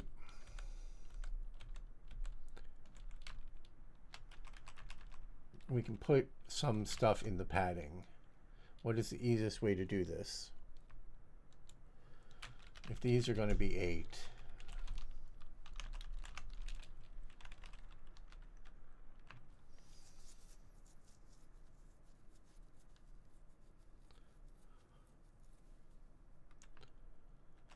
we have 9, 8, 9, that relieves 6.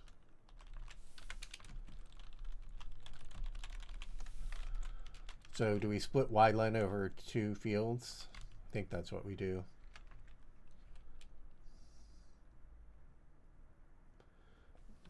What's our thing with the least padding? Somebody using the padding?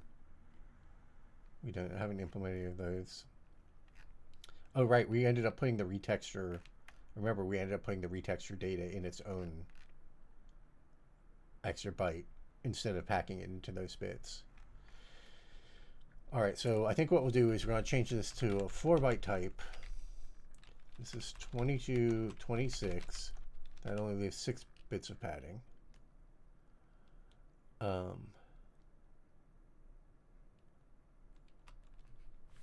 We'll have 2 bits of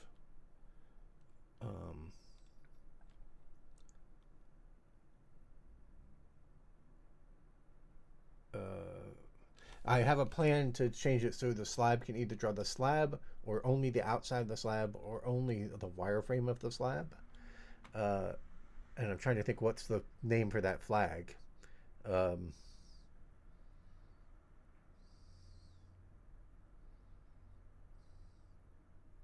I guess the full slab is 3D, the faces are 2D pieces, and the wireframe is 1D pieces. So it's dimensionality.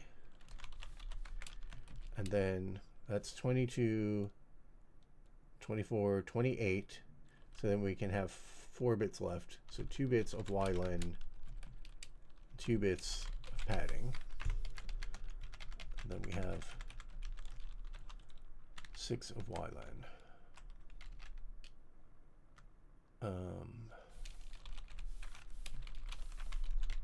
So I think we do that.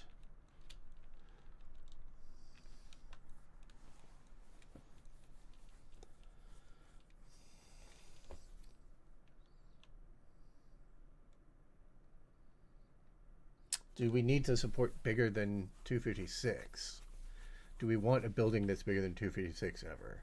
No, because that would cross multiple sides of a chunk. I mean, that's not a problem. We support buildings crossing chunks.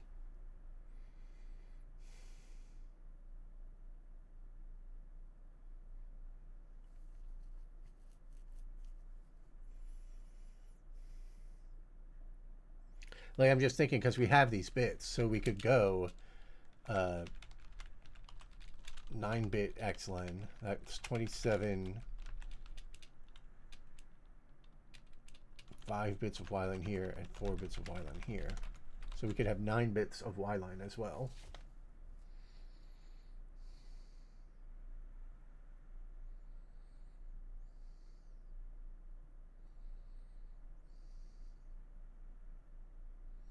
Like, I'm not sure it's worth saving those 2 bits as opposed to supporting an easy way to create buildings bigger than 256. Yeah, let's go with this. Let's go with this design. All right, so back to these. We redo these again. Command list color.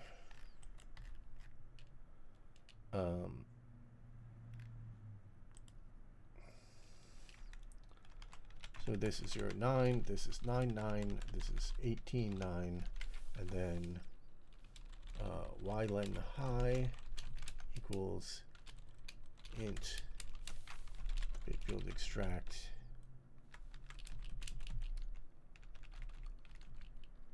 of the old data, and it's what, 4 bits? Yeah, 4 bits. So take the top 4 bits.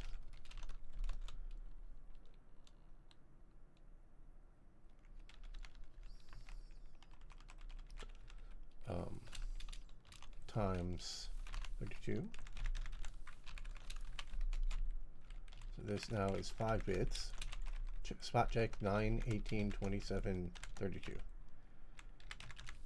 Plus y-line high.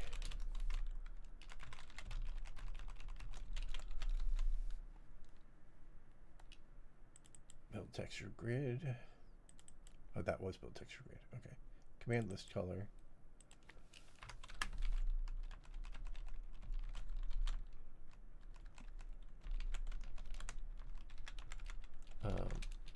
Type is now 15 bits.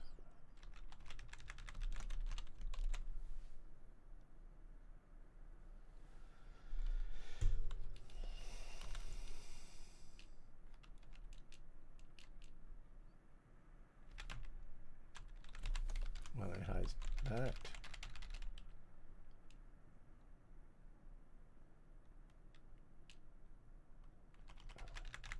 It's 9, 5, 18. Oh, this should be 27.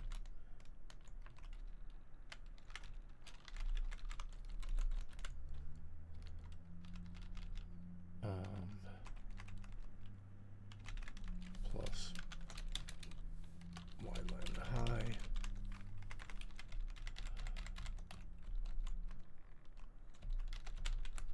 And then we go to occupancy bit array. It's going to get y-line high. Data type is 15 bits. 9,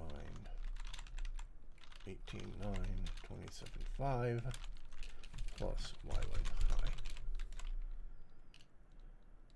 Maybe?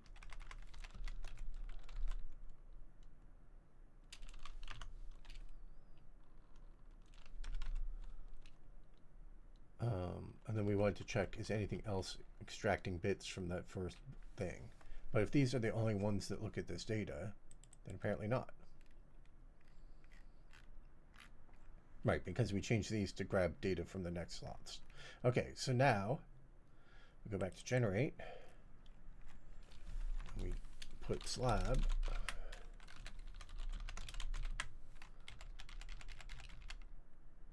And this is now 18. This is now 27. It'll shift off the top 4 bits. So then this is y1 minus y0 shift right 5 to get the top 4 bits, shift right 28.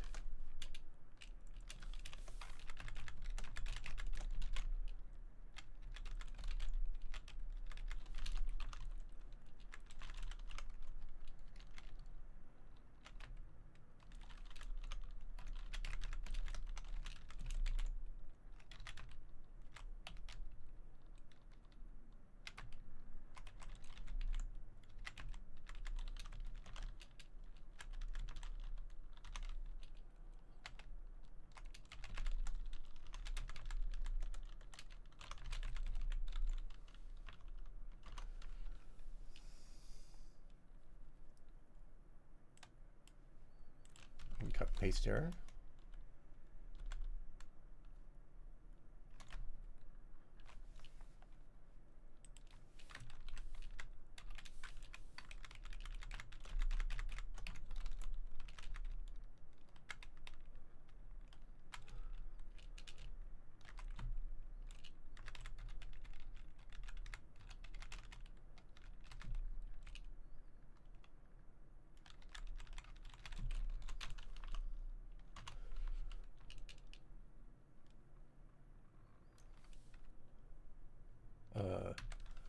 Wait, that's not the constraint anymore. The constraint is now 512.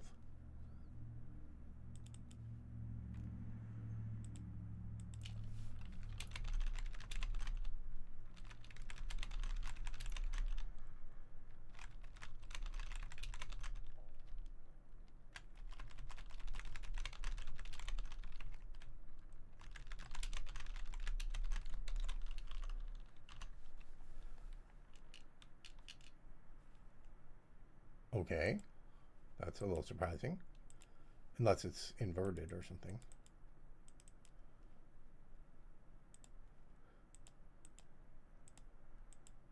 Oh, because our road necks are 1024 big, so they can have huge, huge things. Okay.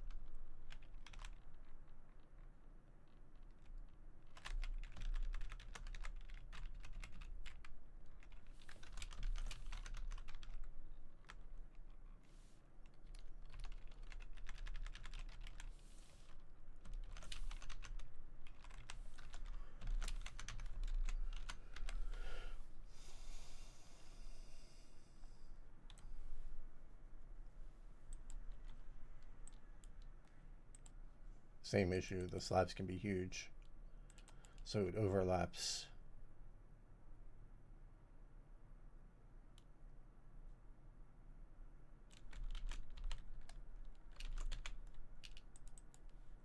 Yeah, the roads, we should generate the roads differently anyway. They're the largest things, and they're going to need to have slopes on them to match the ground.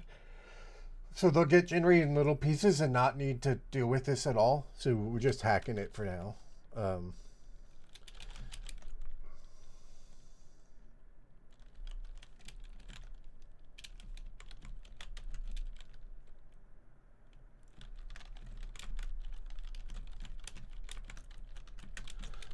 So it isn't just local.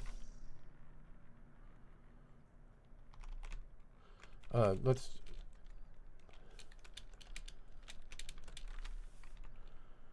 say these are the ones that work. Okay, let's do it this way. So x0 is greater than or equal to negative 256, and x1 is less than x1.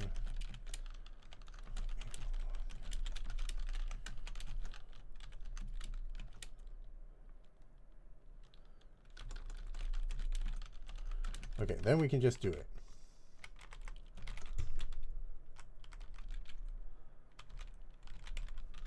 Otherwise, we clip it to the actual area, which is not something we can do in general, but it's fine for here. So x0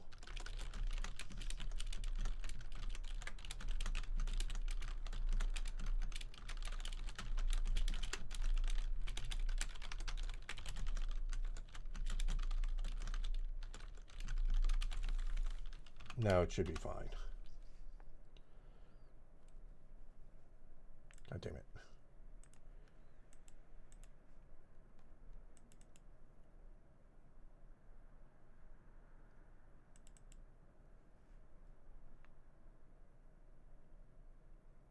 Why is this?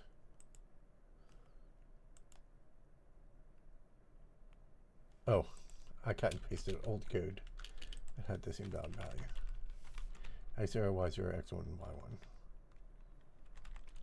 So in fact, this code should just be the same as this code.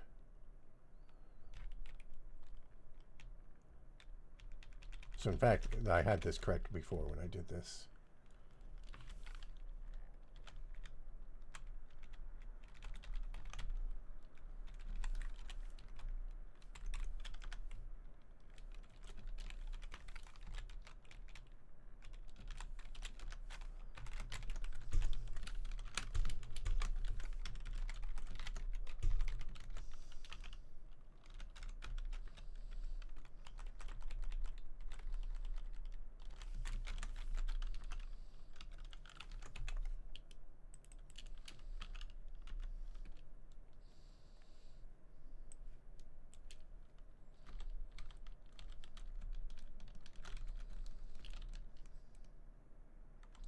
And no, things are not meeting quite correctly. So somebody somewhere in that is doing the math wrong. Could be the clipping math, could be the code to reconstruct the y values.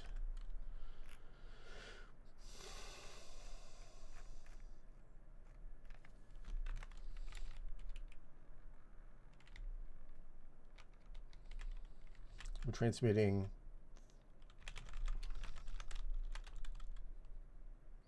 that was only stairs, and that wasn't being used. It was all just put slabs.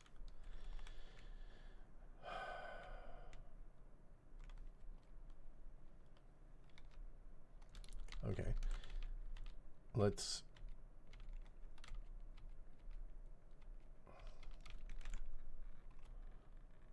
say if we clip it, we discard it.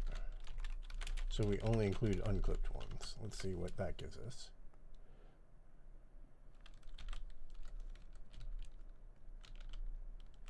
That looks suspicious.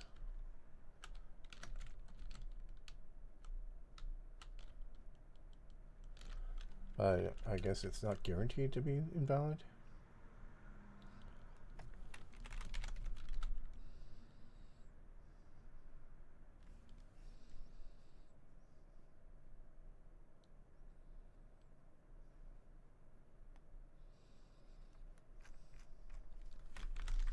Put slab.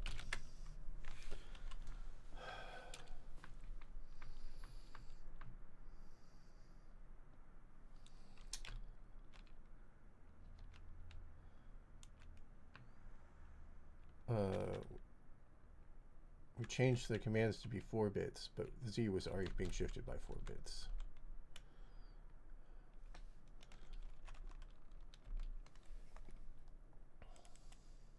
If we look at the Z extraction, yeah, it started at 4.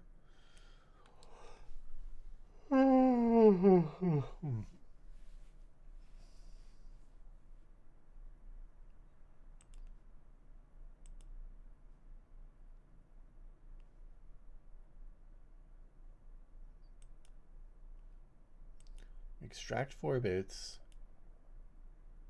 of unsigned data, shift at ref 5.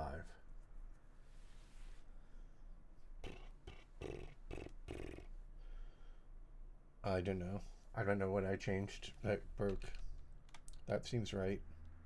This is the only one that matters, actually, that we're going to see.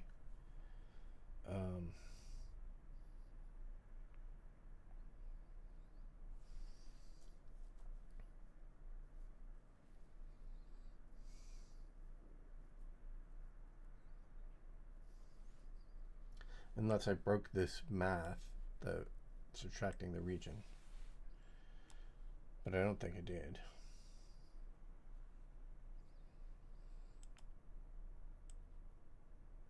$27.5 plus y line shift right 5. This all looks right to me.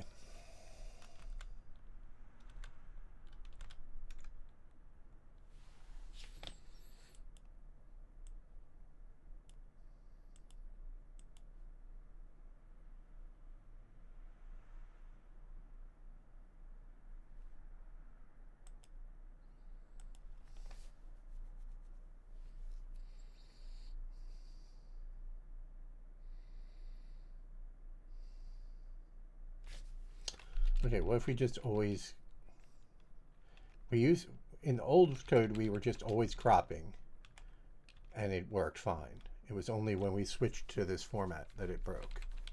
So if we just always crop, what happens?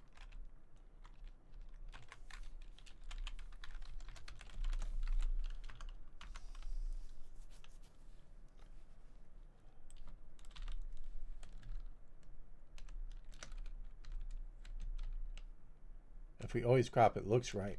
Okay, so it's not the data being reconstructed wrong. It's the data when we don't crop. So maybe the logic isn't handling the signed X, Y inputs correctly. I just assumed it probably was, but maybe it's not. So if we get in here with signed X, Ys, well, then we subtract region, so it's also signed anyway. Oh, what they're called.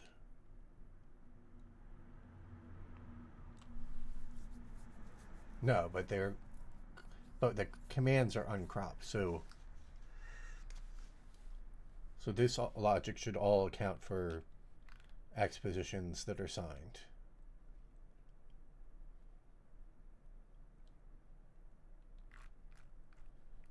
Yeah, we're computing X0, X1, Y0, Y1, but we're indexing with pos, not with that. We're just using that as a range check. So this one seems okay. Let's double check and make sure it really was broken. I'm sure it was, but just so I don't waste time on something that I misunderstood what I was seeing. Yeah, it is. The wide line is wrong, or the Y pos is wrong. If it's this orientation, I guess that's the Y line being wrong. Although these gaps, but it's worth noticing that the well, here's actually a weird, yeah, okay, so this is just an inconsistency across the map boundary.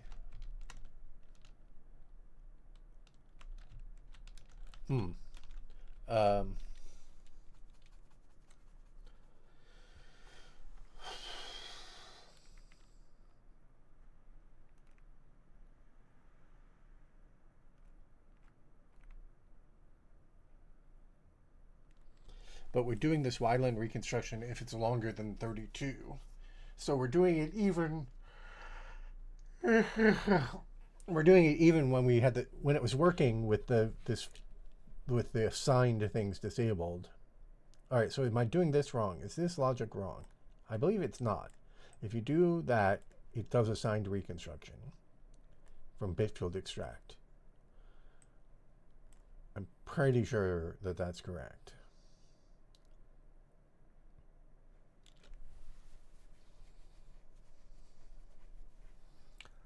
And is it using the same encoding? Yes, it's 2's complement, so it should be doing the same thing here. So we can get here with X0 and Y0 being negative 236. We pass those into put slab. How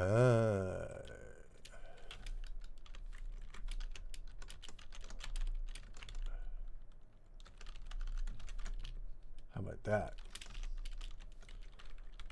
We are setting high bits that we shouldn't be setting.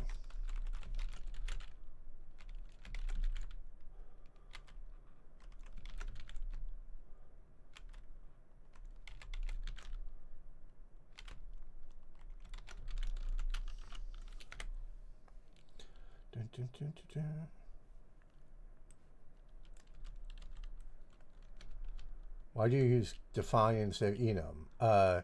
Because I have to use it from the shader as well.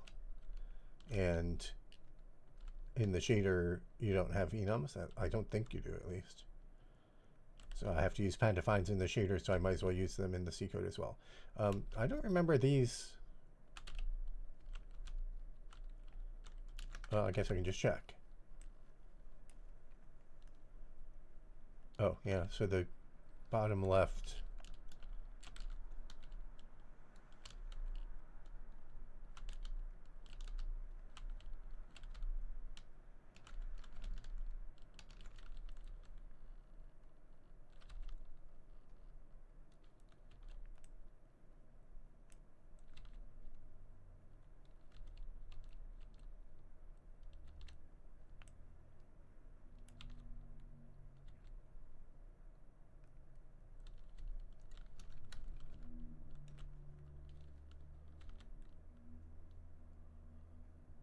Up here is a little different.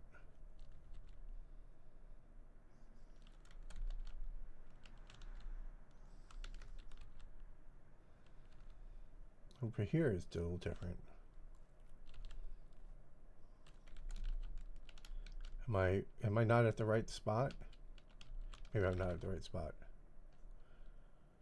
It should have that and adjacent things.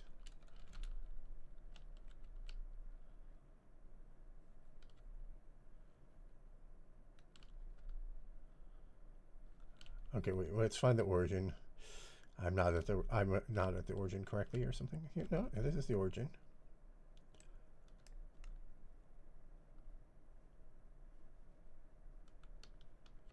Okay, here. This is the origin. I was rotated. It does match. Okay, good. It is totally consistent. Okay, so we got all the put slab stuff working.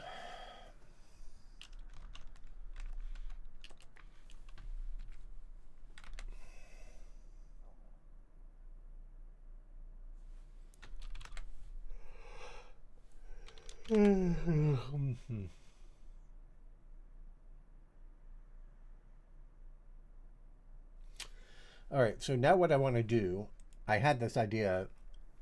What if I want to erase stairs? You know, CSG subtract stairs. I'm not sure I do. I'm not sure I have any use for it. But it seems natural that instead of CSG subtract being a separate command, that we could just have the bottom bit of the command be whether to place it or subtract it. So this would be 2, 3. This is still unused. Stairs could be 6 and 7.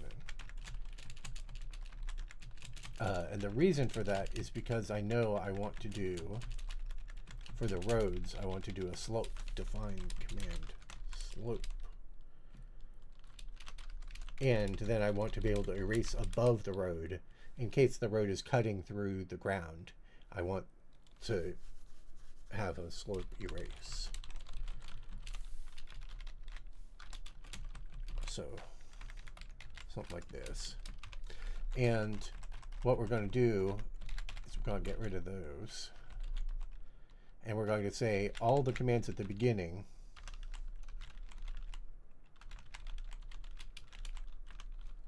all commands that use the same XYZ format are in some range.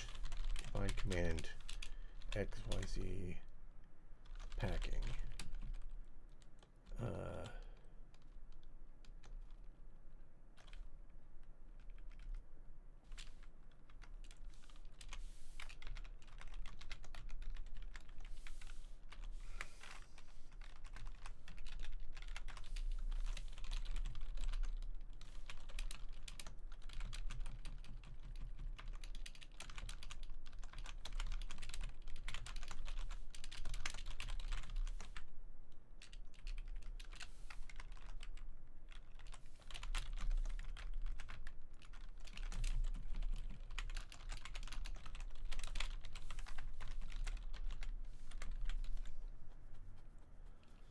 something like that. Now let's put that into the shader data. And then that means that we can do command list color.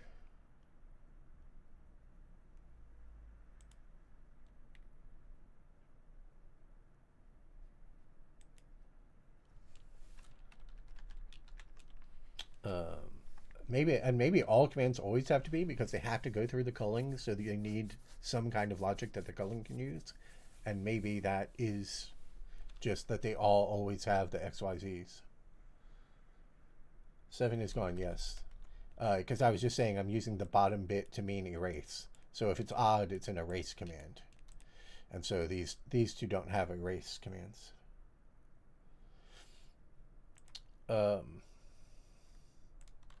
That one should be even too. Yeah, no, I mean, I didn't explain it. You're not supposed to magically know that. But there is no requirement that these all be in use. Like the original code had 0 unused. So I could put an explicit 7 unused, but there's also just no need to name it.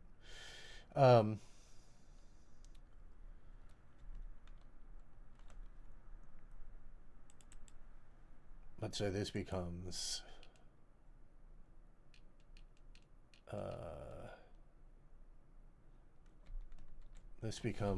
type and 1 equals 0. So it has to be even for this one. Type slab recolor retexture stairs.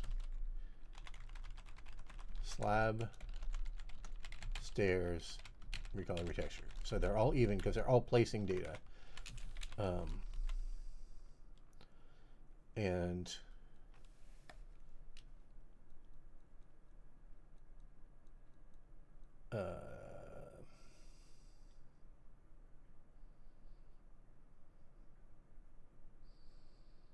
why is retexture not? Oh, retexture packs 2 things into, I remember.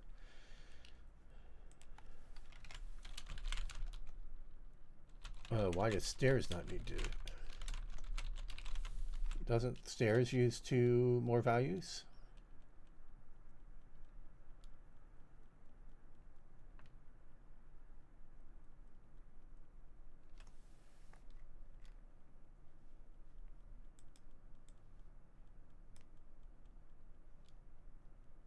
Where? Oh, I might need to change stairs. I might have broken stairs. Stairs are implemented here. No, it comes from I+2. But then where does the texture come from? If the data comes from I+2, where does texture come from? Stairs, stairs, stairs, stairs. Value 0 equals value 1. So stairs should have... So I don't know why the stairs are getting the textures they are. Because value 1 is never getting set. Because this needs to be a command stairs.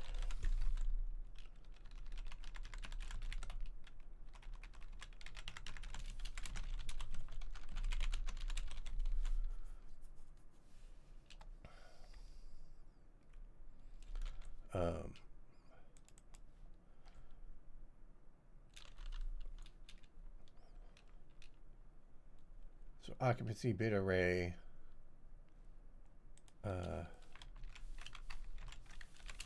int raw type equals type and not 1, and we want raw type is command slab, or raw type is command stairs, or raw type equals command slope.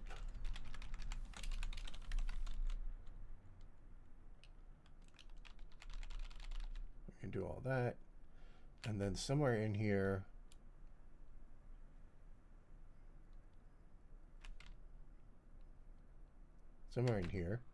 insert val.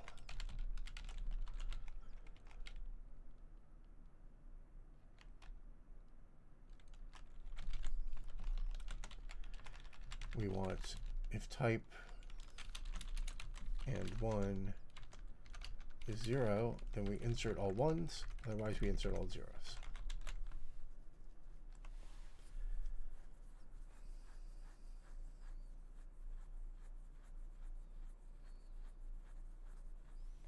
Like really, the command type is still only 3 bits, and then there's an extra parameter, which is it an arrays or not? And I just kind of overloaded those into the same thing. To give me more flexibility for commands that don't need erasing, I can always reuse those slots as a separate commands if I want.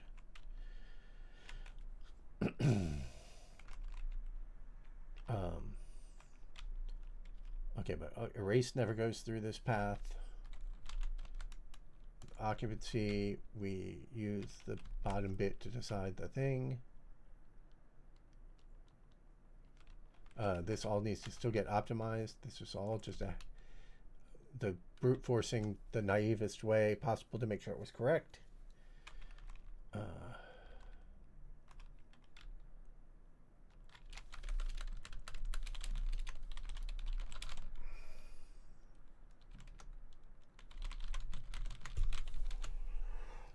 Or actually, I guess the word at a time is too complicated, but one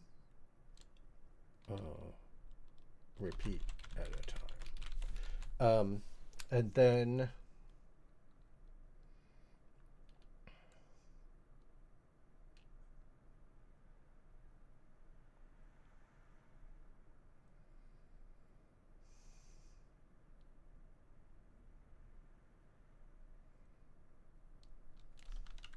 I guess we see if it works.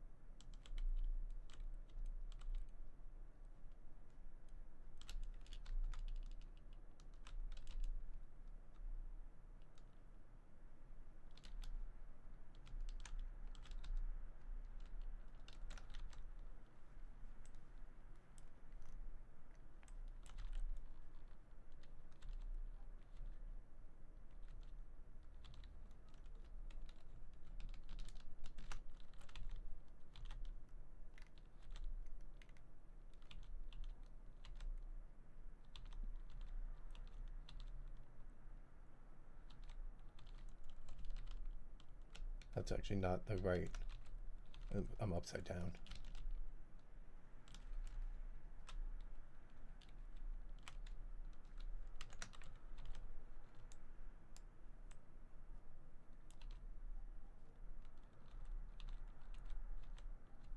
Yeah, okay. So everything still looks right.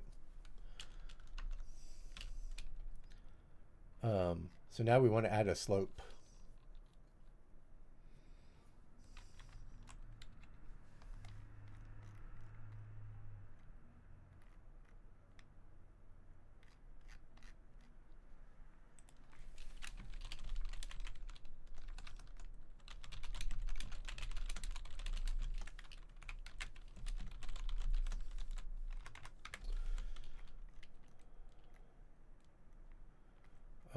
And it's going to be a little similar to this.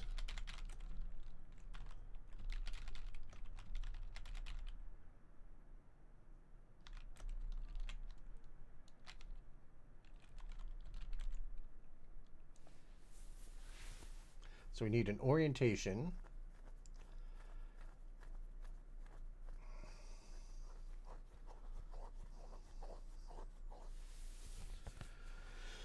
And then we need a rise.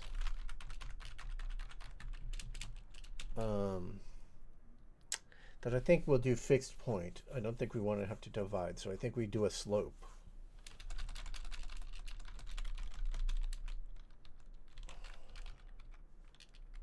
So starting at 2, we do, and the slope is never steep. The slope is always smaller than 1. It's always positive because we use orientation to control that. So it will rise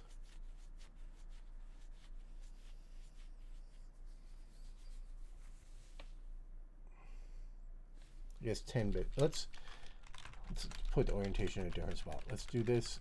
Slope fixed 8.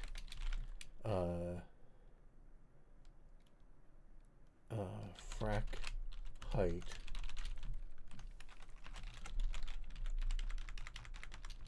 Eight, and then this is 16.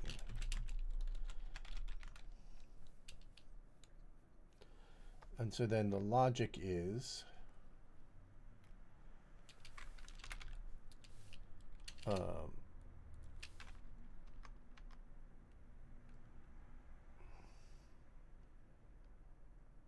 Z0 is the bottom, Z1 is the top. Okay, so int thickness equals Z1 minus Z0. And then Z, we don't need these.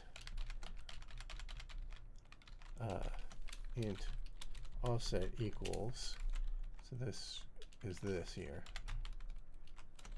We'll just do it this way.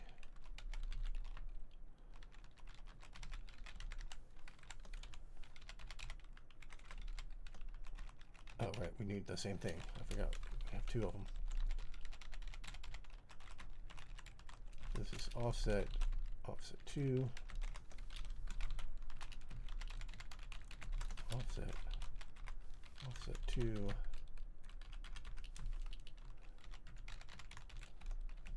offset 2, offset 2, and then we have Z is Z0 plus frac height plus the fixed point slope. This is slip fixed height. This is height fixed point.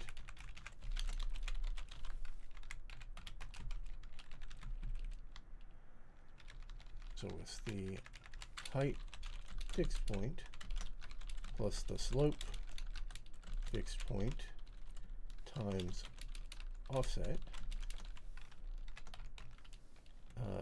And this is shift right 8.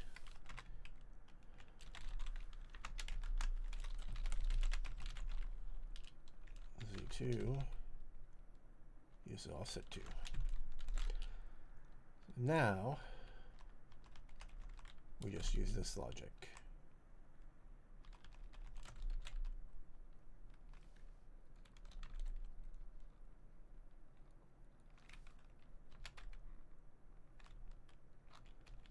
Z minus equals Z min, Z2 minus equals Z min.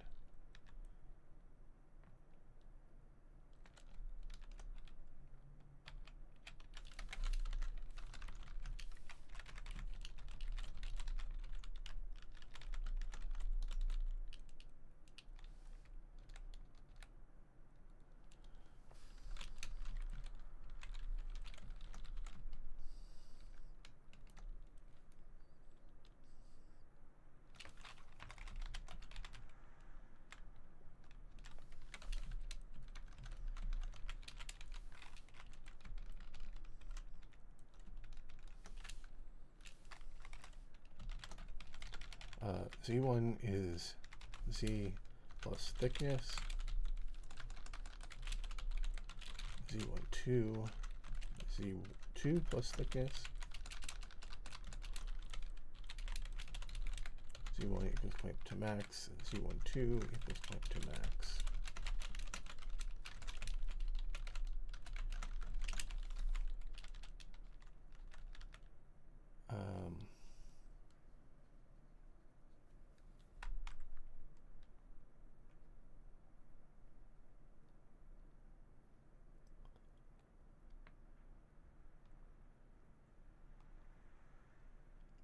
Let's just replicate this code twice. I don't want to think how to do this properly. So we use Z and that. We use Z and that. And we only do this case. And then for this one, we do Z2 and Z12.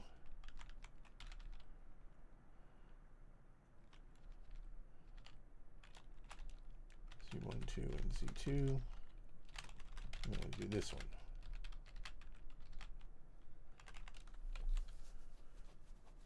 That might be correct.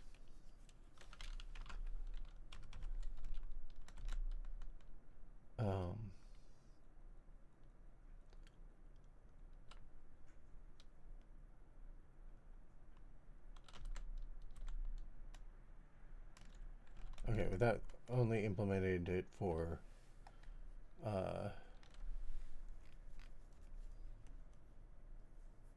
occupancy. We also need to do it for texture, but we'll just let it get random texture data until it's working. Okay, so now put slab, we add a put slope.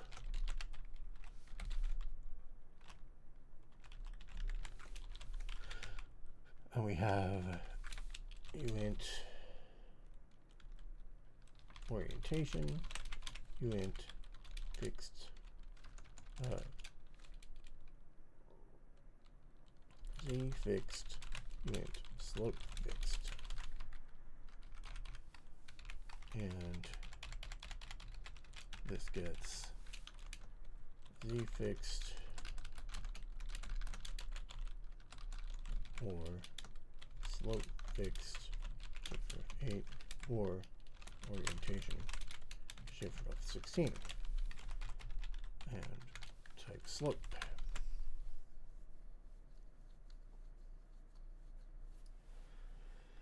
Oh, I'm getting too tired. So now when we build a road, we can say if x1 minus x0 is less than x4 and y1 minus y0. So only do this on short roads. Put slope.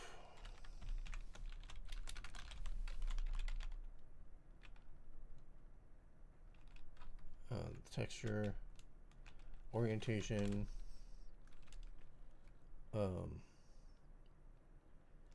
start at halfway and rise at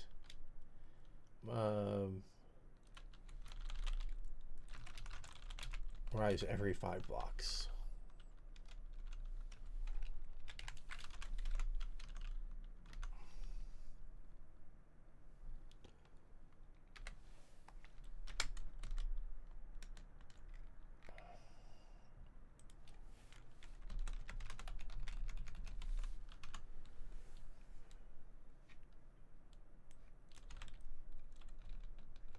Okay, so it definitely didn't set the texture for those, but it also doesn't seem to have sloped them.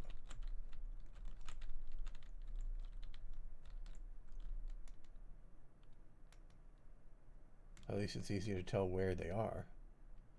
And the answer is not very often. That seems weird. Oh, that might... Are we not reinitializing? We might not be reinitializing that data. So that data might only apply to the very first one that you generate because we're not re-clearing it. Let's see where we do that. Probably in main.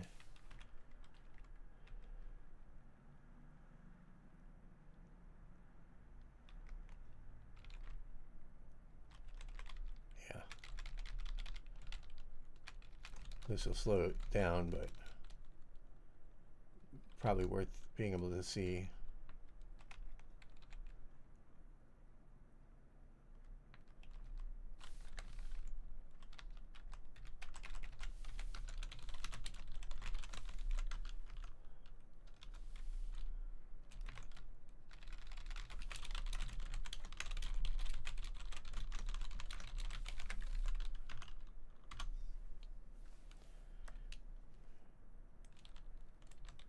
Oh god, it's really slow.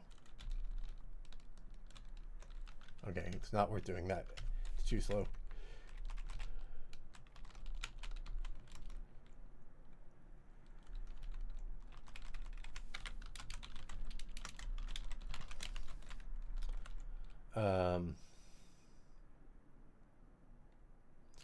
Okay, so it looked like it wasn't sloping.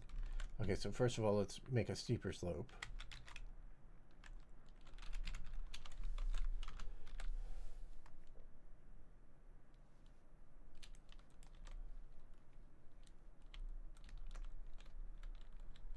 It's just not sloping.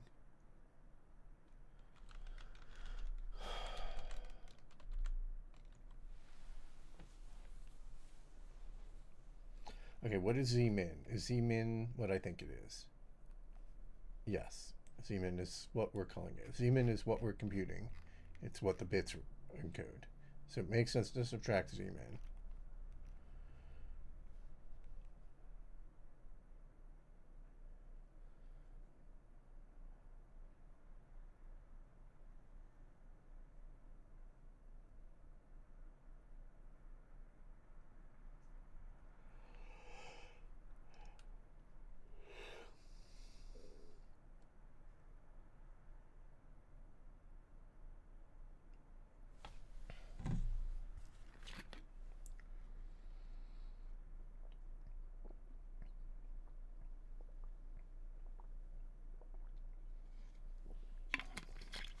Why are we doing two things? It's because we want to use 32 threads instead of 64 threads. Because if we used 64 threads, 25% of them would be inactive during this stretch. And then during this stretch,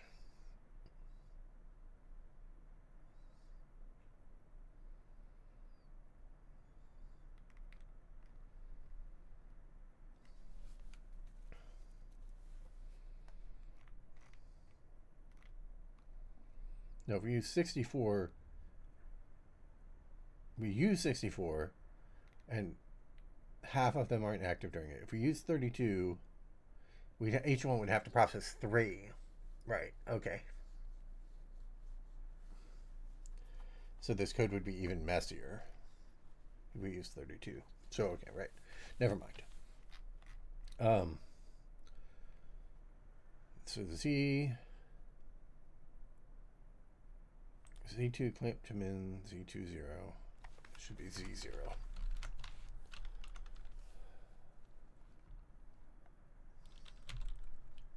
There we go. Have some slopes.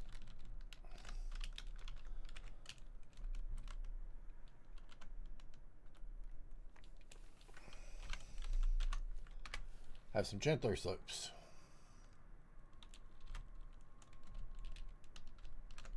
Those are not gentler slopes. Well, they are gentler, but they're not gentler enough.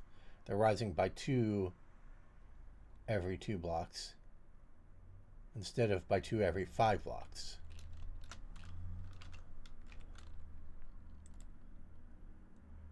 Why is that?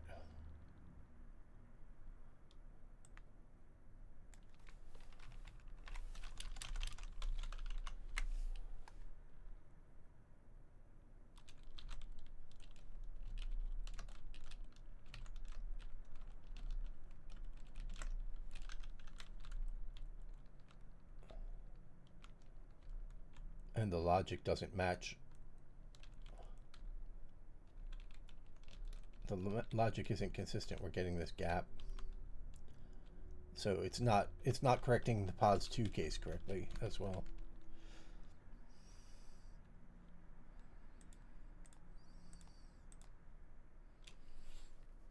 So this one is not right.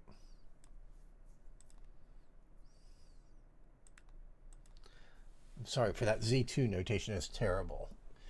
It's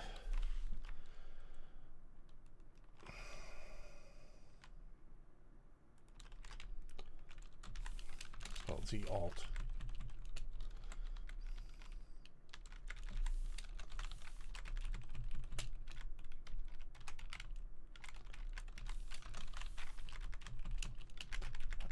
I mean, because the fact that it's a number could be confusing me and making me have bad code here. So let's make sure we have it all correct.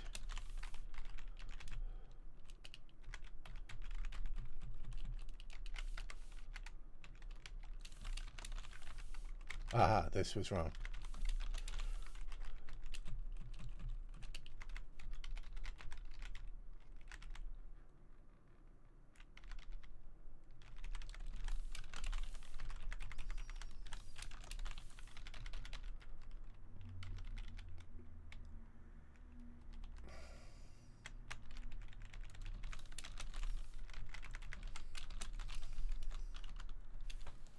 See if that fixes that hole that we were seeing.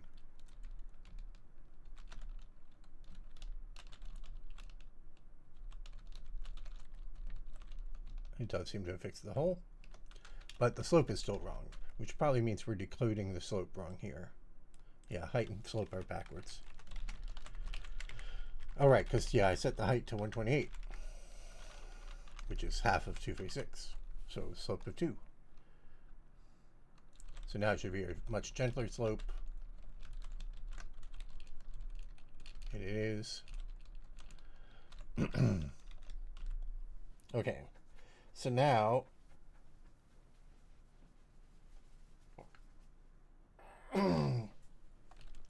let's find the code that computes the height field. Here it is. And we say float get height of int x, int y.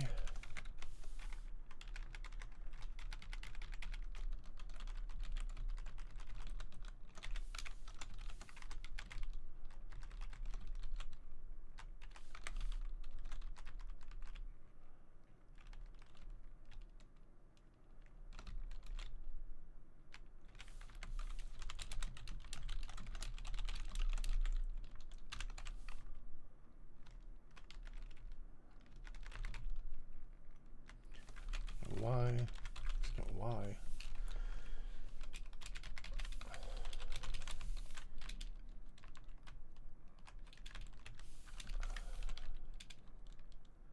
And then for the row chunks,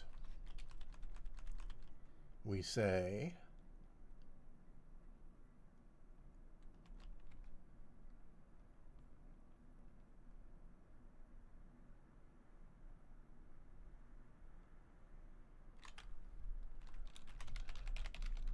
let's do this before we add the width and height.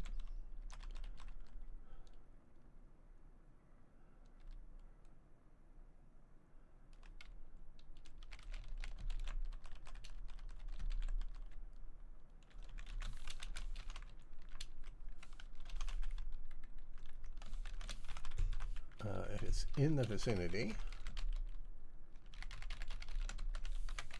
then we'll do the rest of the logic, because we don't want to do this get height.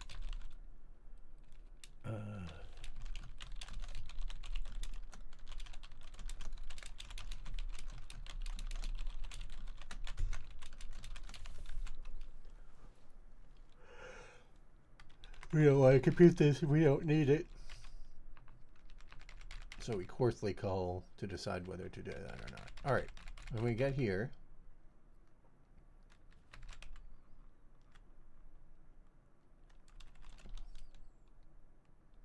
now I think we want to just always put slope.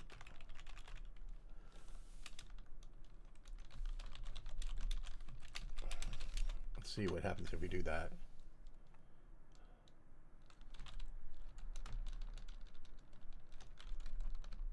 Oh yeah, we still have to bind the texture data. That's okay.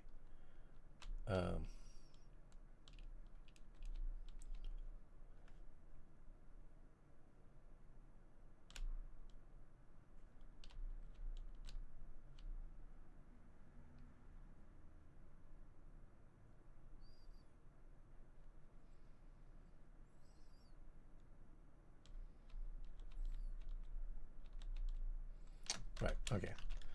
So now we'll always go through this path. And we use min height equals to be min of h0 h1. Max height equals has to be max of h0 h1.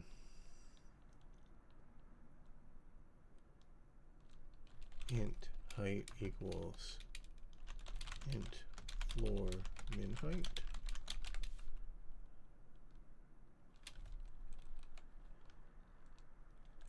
Int fractional height equals min height minus height times 256. Get our fixed point height.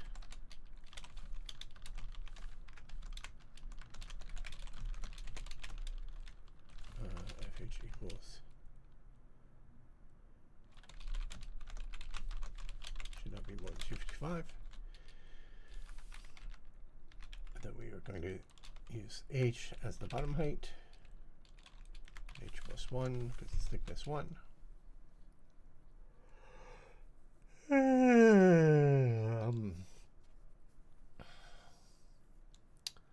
And then we start at fractional height and our slope.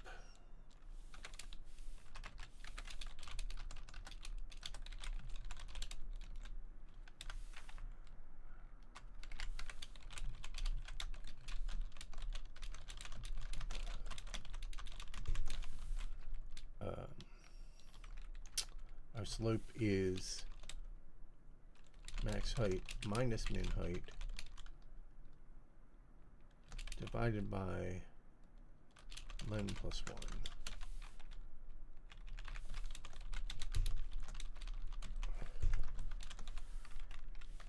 1.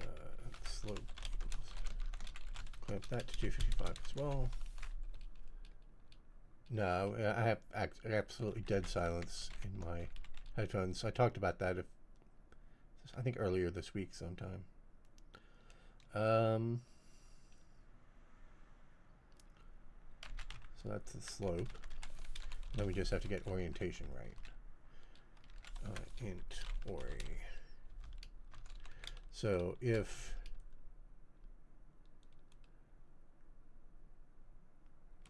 let's do that up here before.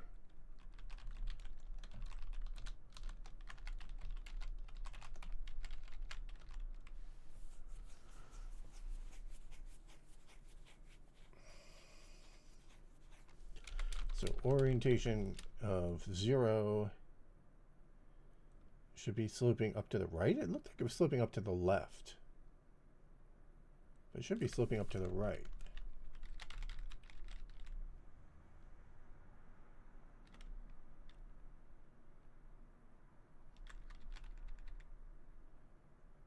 Yeah, orientation 0 should be sloping up to the right. Maybe my camera was turned around. So if the x's are equal, then it's a y, or that's 1 or 3. So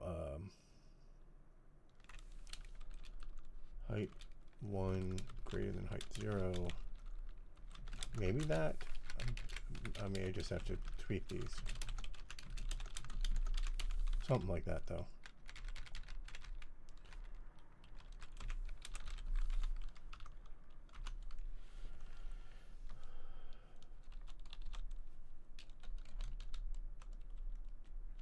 Nope. All wrong.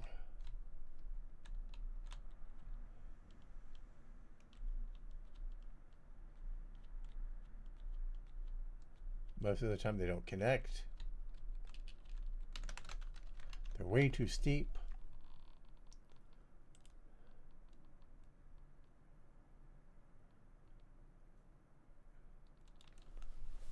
They're way too steep. Why are they way too steep?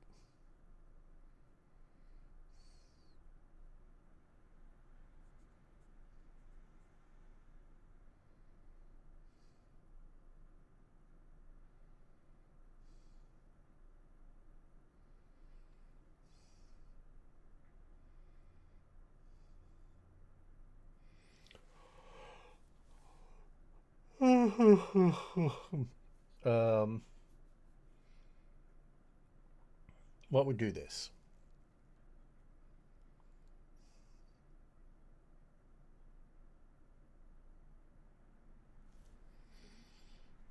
I mean, it's hard to say. It's just wrong. So, like, the orientations could be wrong. but that wouldn't even cause the slope that we're seeing.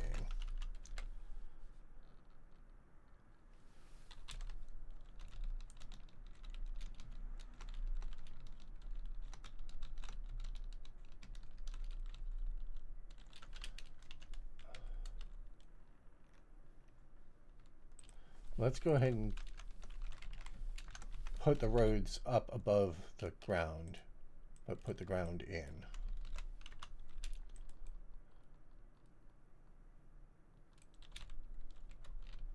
But yeah, now the ground is going to randomly pick up grass texture some of the time. That's fine. I just don't know where the slopes are coming from.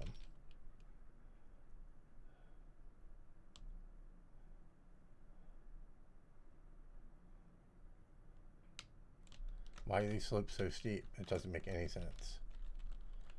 Like these are clamping. These are hitting the clamping case.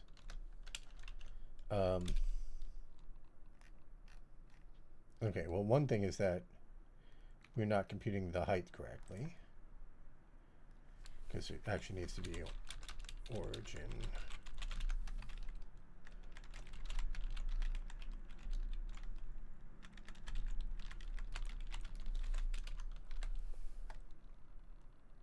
But I don't think that could cause those slopes.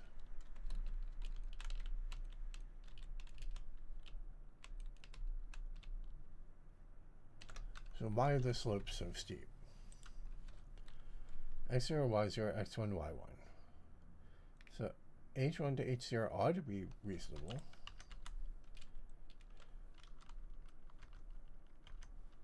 Okay, if we... Dang it. I didn't mean to hit go. We breakpoint here.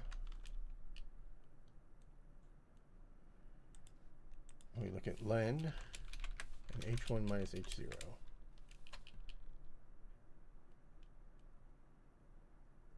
Oh, I know. Well, I don't know exactly, but oh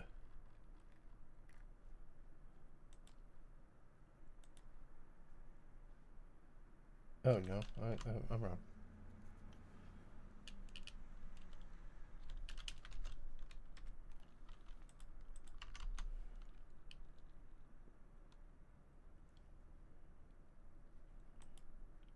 So first of all, okay, this climbs by one voxel over len.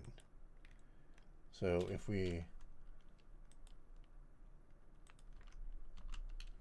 run to slope, yeah, slope is 8. Slope is tiny. Slope is 2.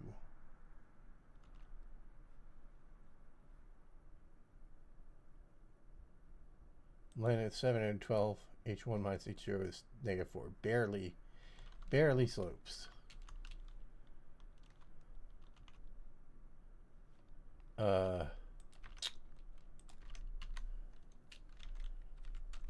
Right. We want to get the height at the clipped location.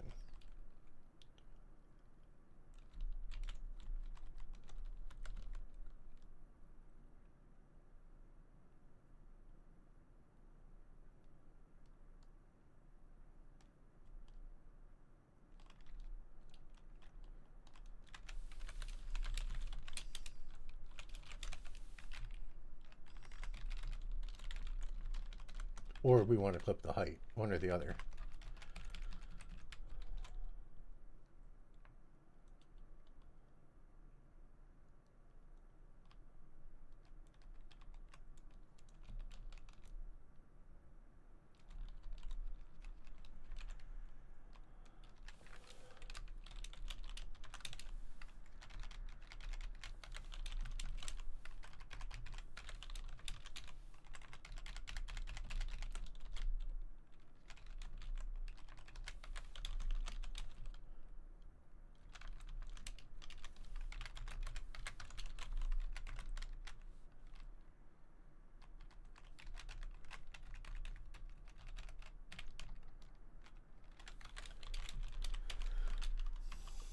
What can you say about the Raylib library? Nothing. I've never used it.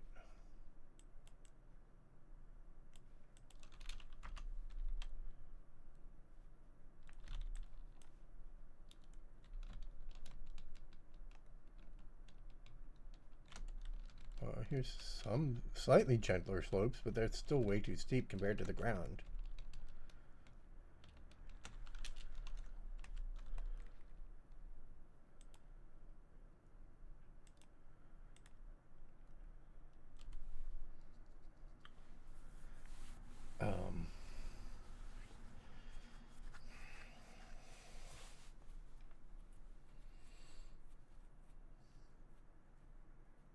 This isn't quite right because of this offsetting.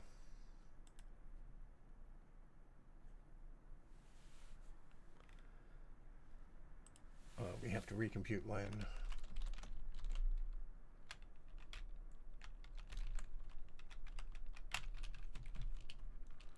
But len can only get shorter, so that can't be the source of it. Oh, that's not even right either. Yeah, we need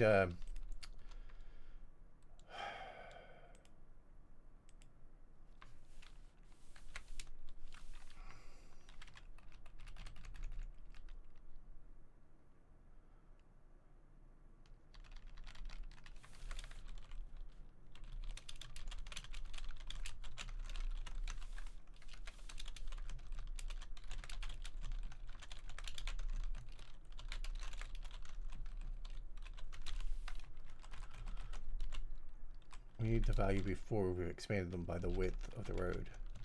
So we still have a center line for the road, and that's what's in px, py. And that gets used here.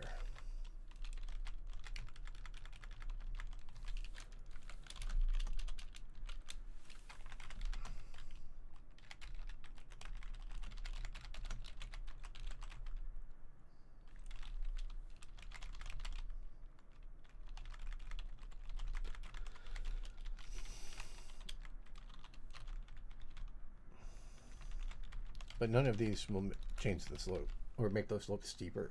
All these will only make the slope. These will only make the slope steeper, which means without doing them, it just made the slope shallower. So it does not explain the steep slopes that we were seeing, because this can only make the steep slope steeper.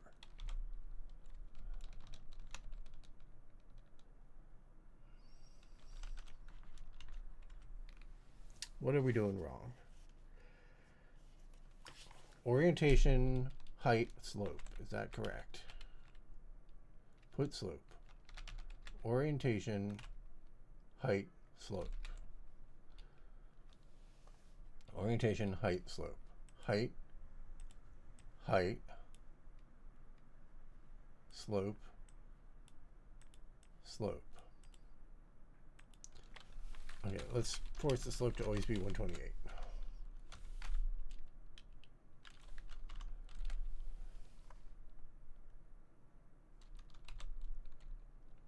Yep, the slope is always 128.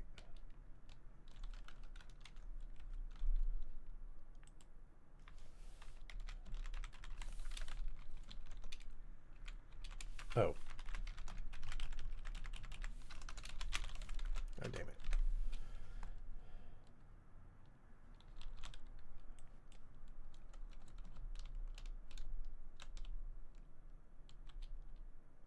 Okay, why are they disappearing? Are they disappearing underneath the road? Not sure. Oh, they're road colored. I saw them. Let's put the road back to let's put the ground back to height 2.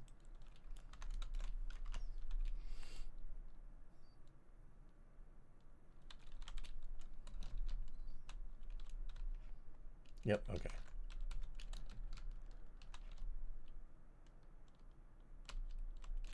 And then let's amplify the height of the roads.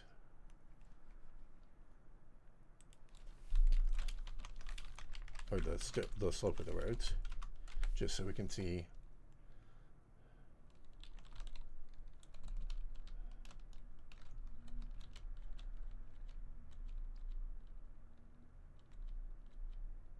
Yeah, that looks reasonable.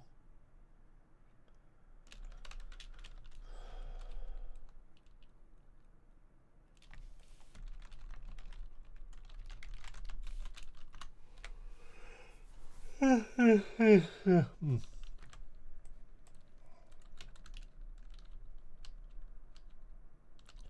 so let's add the texturing to the slopes.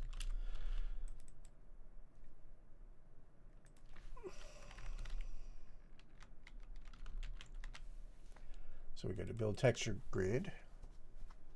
And when we're in build texture grid, are we running commands in parallel, or are we running...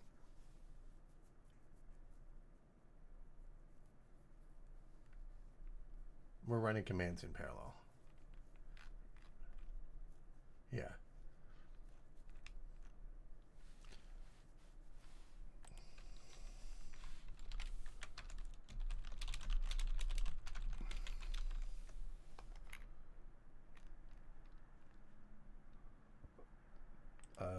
This is including retexturing and recoloring. Right, and these are the retexturing and recoloring cases.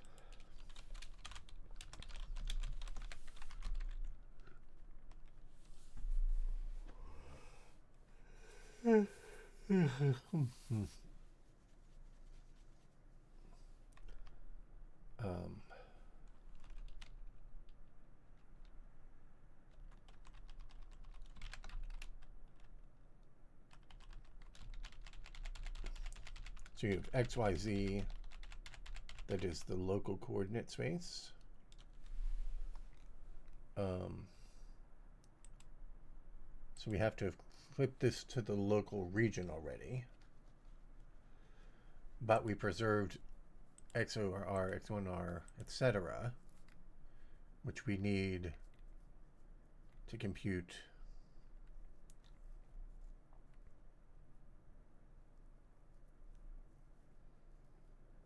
oh, I see. Stairs just didn't care about that. Yeah. So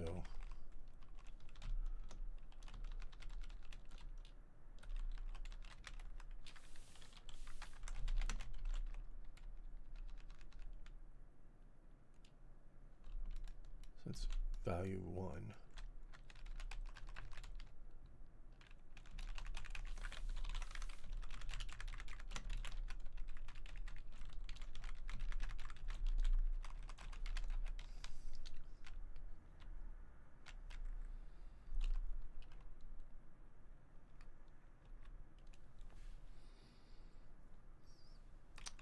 We don't need to know about thickness, but we do need offset. So offset now uses the coordinates X, Y, and Z, and the raw data was X0R. So X minus X0R,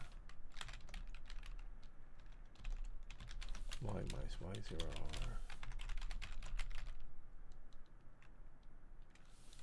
X1R plus 1 minus X1R minus 1 minus X, Y1R minus 1 minus Y. Yeah, that looks right.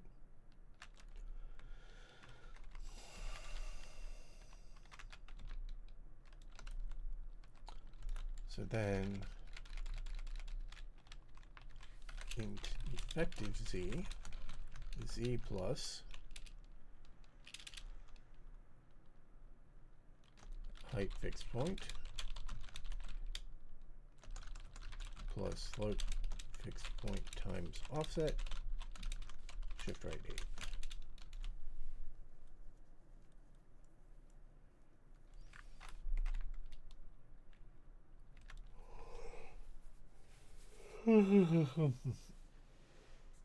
And then you just have to do this.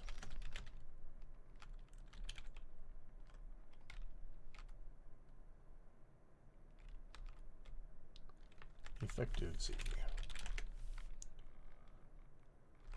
Actually, we can just say offset Z is this, and do offset Z plus offset Z. It's maybe a little clearer. And then we only ever write out value 1. And these came from value 0, not value 1. And that might be right, but probably not.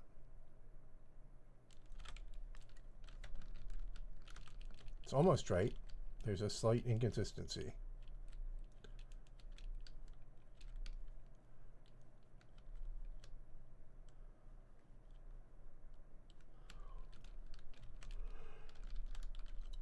It's like they're rounding differently, but I don't know why they would. It could be this thing.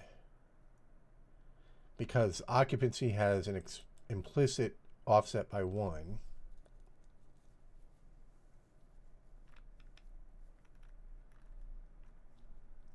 That I don't think the stairs are accounting for. Because we add 1 here to pause.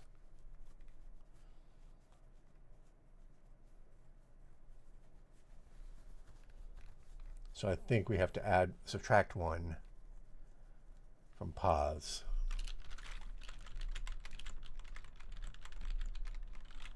To get the real location. And we didn't account for that in the stairs. So the stairs are just off by 1 probably.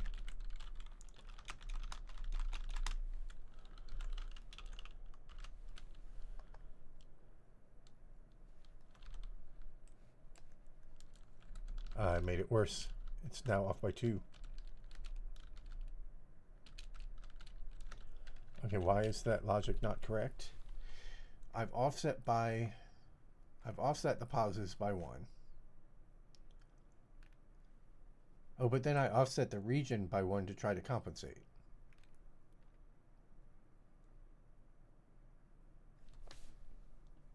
So I shouldn't need to do that.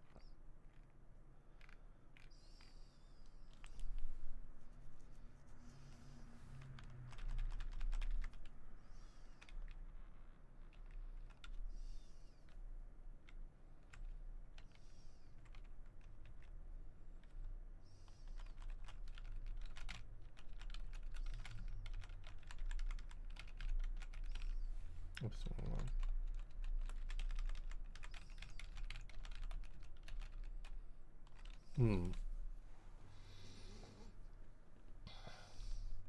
Yeah, so it is accounted for in the stairs because of this +1.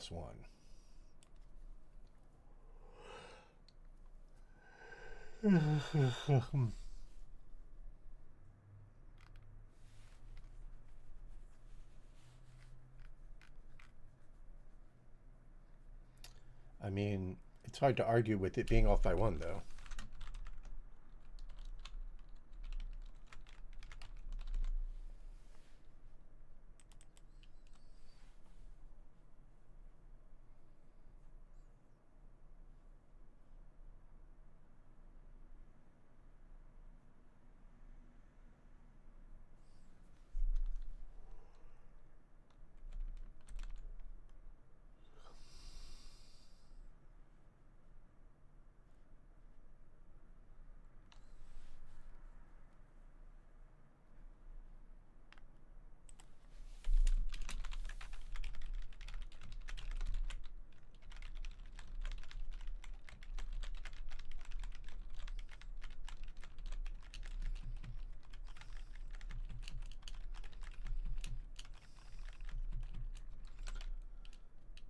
Well,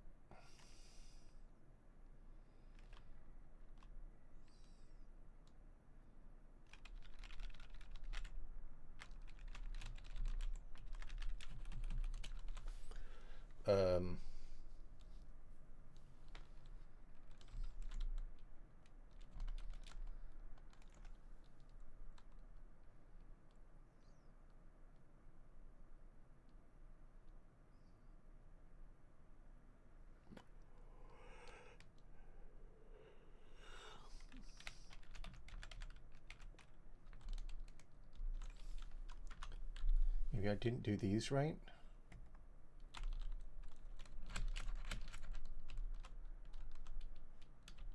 Yep. But I don't think that's the right way to fix that. Yeah, okay, right. So it's just in the generate code. Um,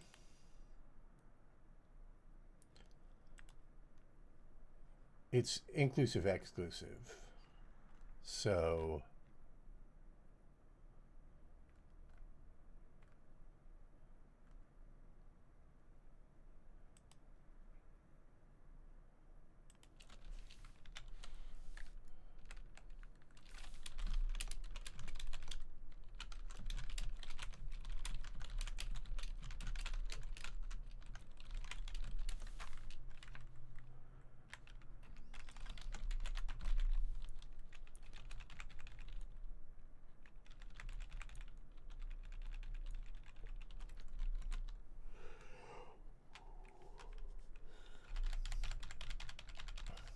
when we compute these,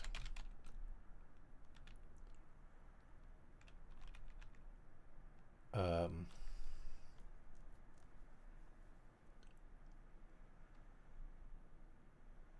it's supposed to be inclusive, right? Okay, so the problem is that the drawing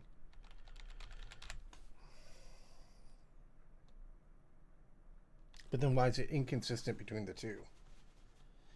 It's inclusive. The row description is inclusive. The slab description is exclusive. So this should be this.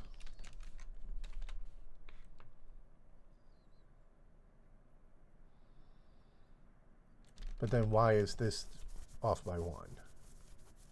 Like that's just going to propagate through right now and still be wrong. Still be off by 1 between the texture and the...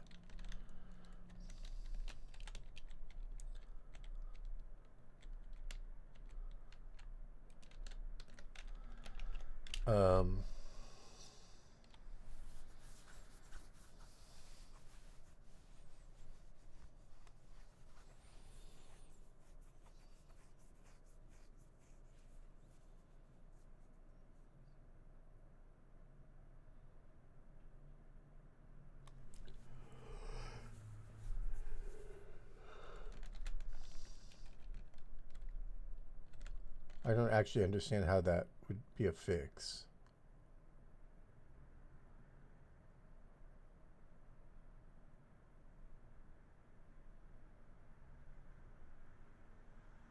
I'm totally lost why this isn't right.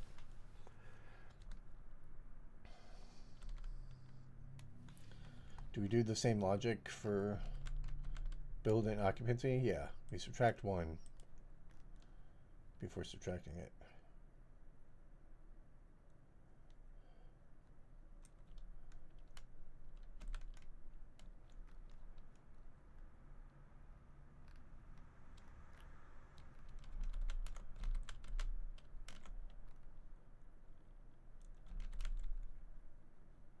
And these are the exact same logic.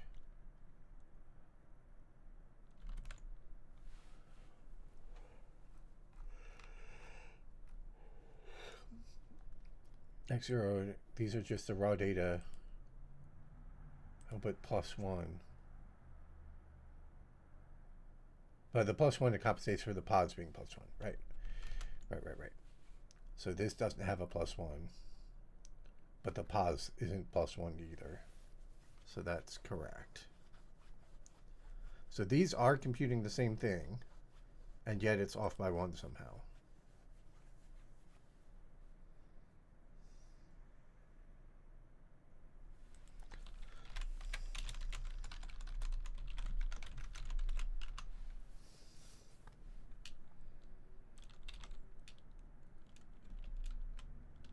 I mean, it's not perfect.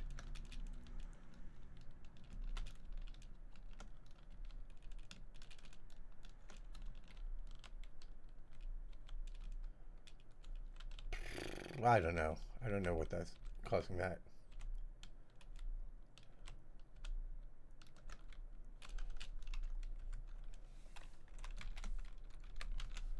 Looks like it's only in some orientations, because now this is going to flip to being wrong in other directions.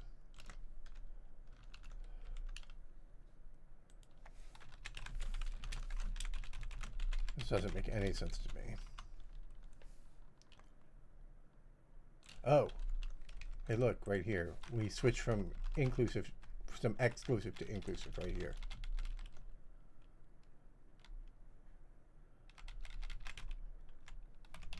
So that's the source of it, probably.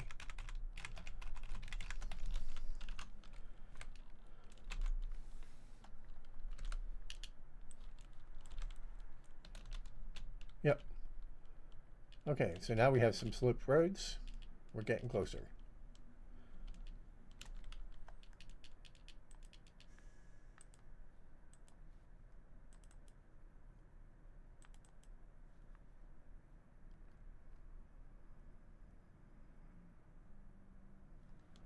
We clipped it, supposedly.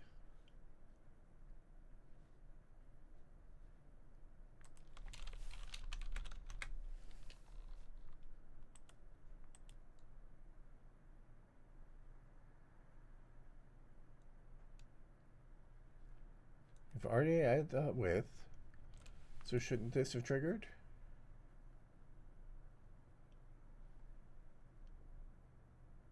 How did we end up with y1 of 527?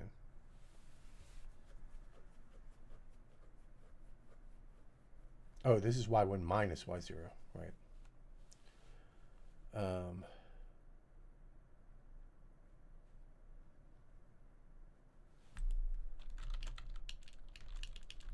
So this is, these are going to have one added. So we have to add the one here. That may have been it.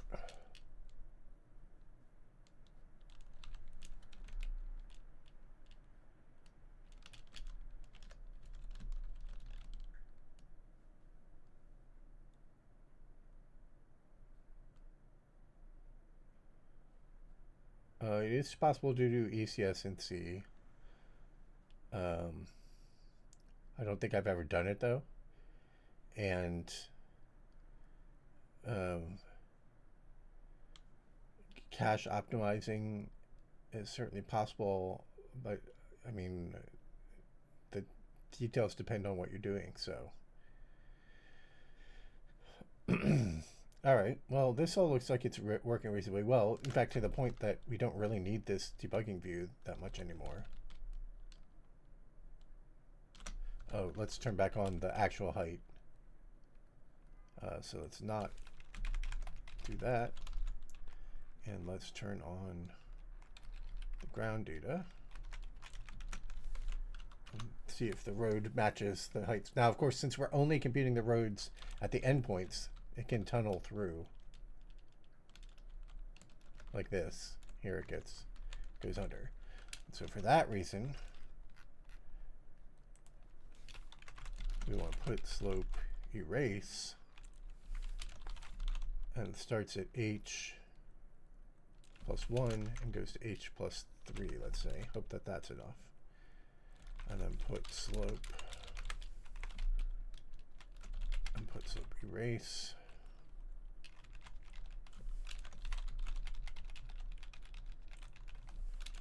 And slope erase doesn't have a third parameter.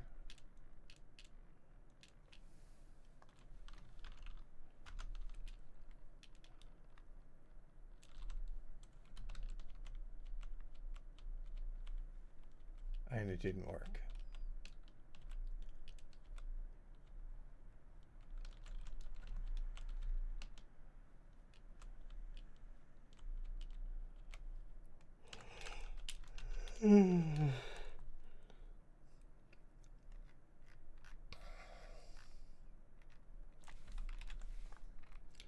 So before we put the slope, we put the slope erase one higher, all the same data.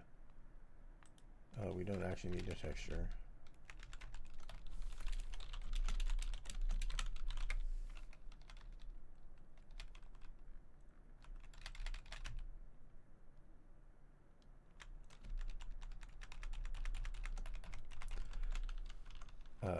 So then occupancy bit array.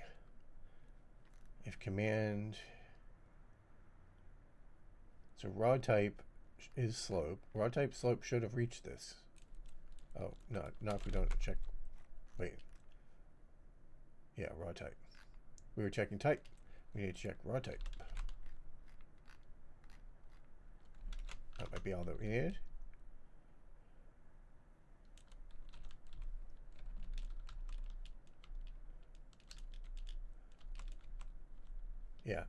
So here you can see it tunneled through, but it's still not enough. It did that. I didn't want to slow this down by drawing too high, but let's go ahead and, because what we want to actually do is draw the road in short segments, so it's going to follow the map better. But for now, we can just erase more. And I think this is where we're going to stop for today, because I'm sleepy. Or for now, I don't know. I guess I could. Nah, I probably won't come back. All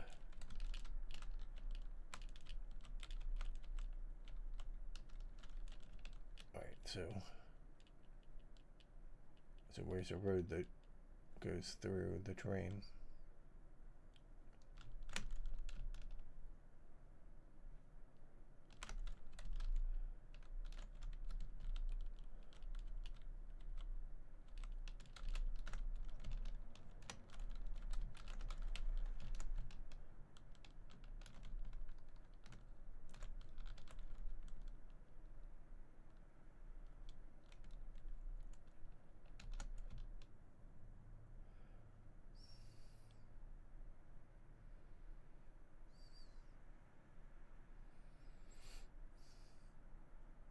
This is OpenGL.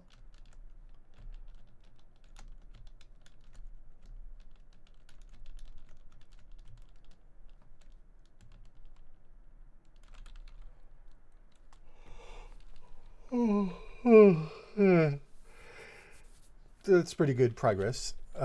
So we're drawing slopes. We have CSG erase for slopes and probably for stairs, although we didn't test it.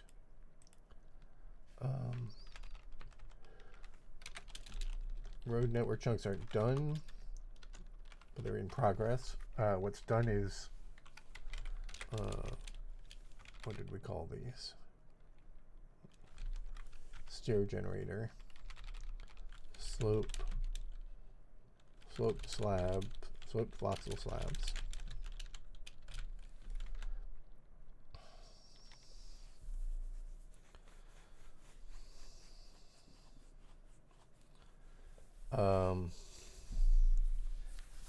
What else did we do?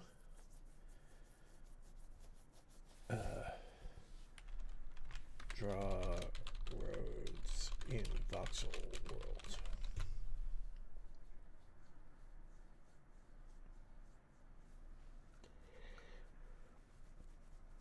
That's pretty good. So yeah, as I said at the beginning and in the midway, we're going to make this be the main project from now on. So Voxel Fridays aren't going to happen anymore. Fridays will be potentially for other projects other than Voxels. And also, I will work on this engine off stream because it's now the main project.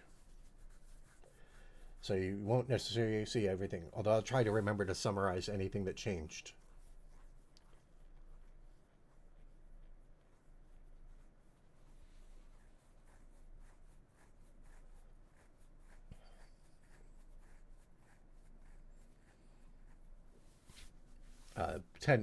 40 million quads, or no, 10 million quads with the, oh, right, because frost and, oh, because I turned on buildings. Yeah, without the buildings, obviously there aren't very many quads anymore.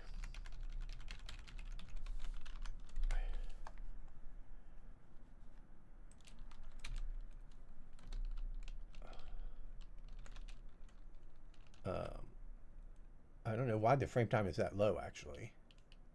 This used to be 4 milliseconds.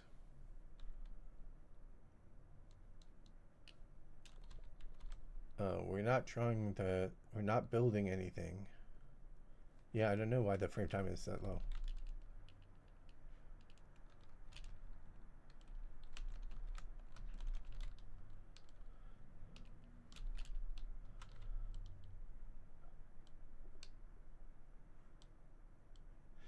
But we now get a sense for how the buildings fit versus the block sizes. So you can see that the 1024 by 1024 road network, that definitely seems like the right call, because The buildings are so big. They're like, we actually need smaller buildings than these to fit into some of these blocks.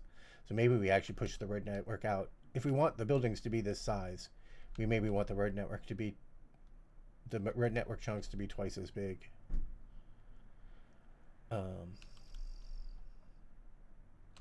But I think we'll just scale down the buildings a little bit.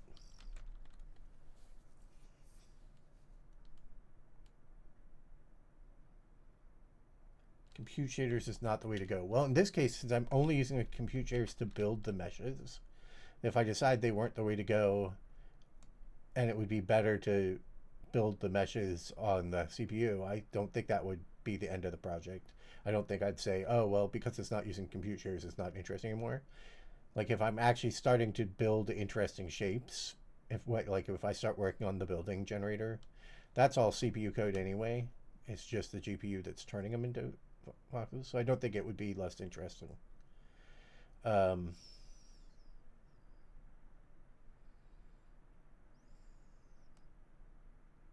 Certainly, like if I were doing the voxel raycaster, if I decided it wasn't working, then there would be not much reason to continue it, because there wouldn't be any other way to render it.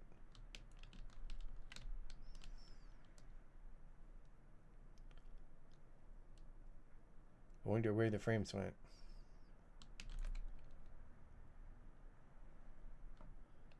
Is it just from drawing the ground, the more complicated ground than it used to be?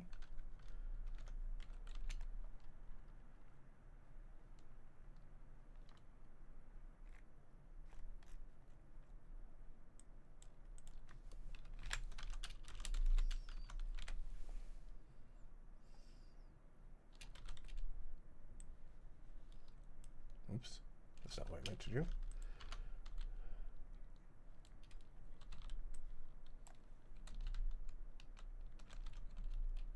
No, frame time is just low. I don't know where the frame time went. Maybe it's OBS. All right. Final questions before I end the stream?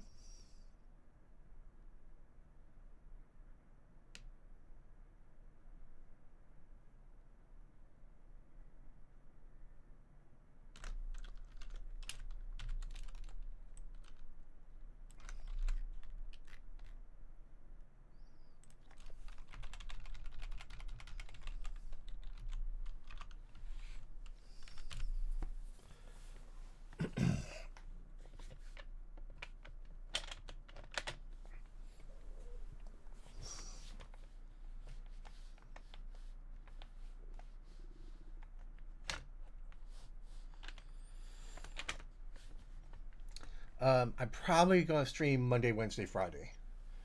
But there's no set schedule. I streamed every day this week, but that's not going to be normal. It's a little stressful. The goal of streaming was to get me to work more, but now I am resistant to working because I can't work unless I. When I had the attitude that I have to do the work on stream, then it would be stressful to do the work. So that's why I have to relax it and say that I will be working on it off stream, and that'll allow me to work a little more often.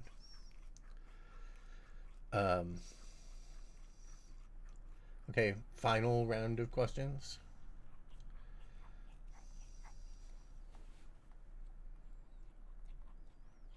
Last call, I guess I should say. Last call for questions.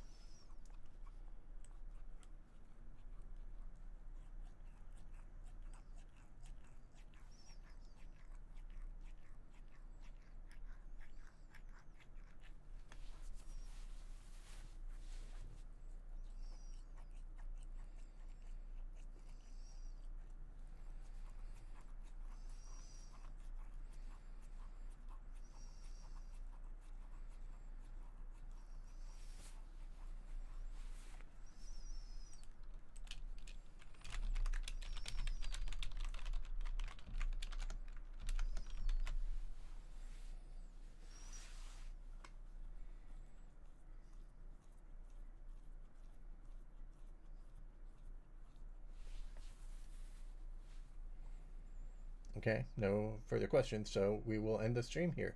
Thanks everybody for watching. I will see you next time.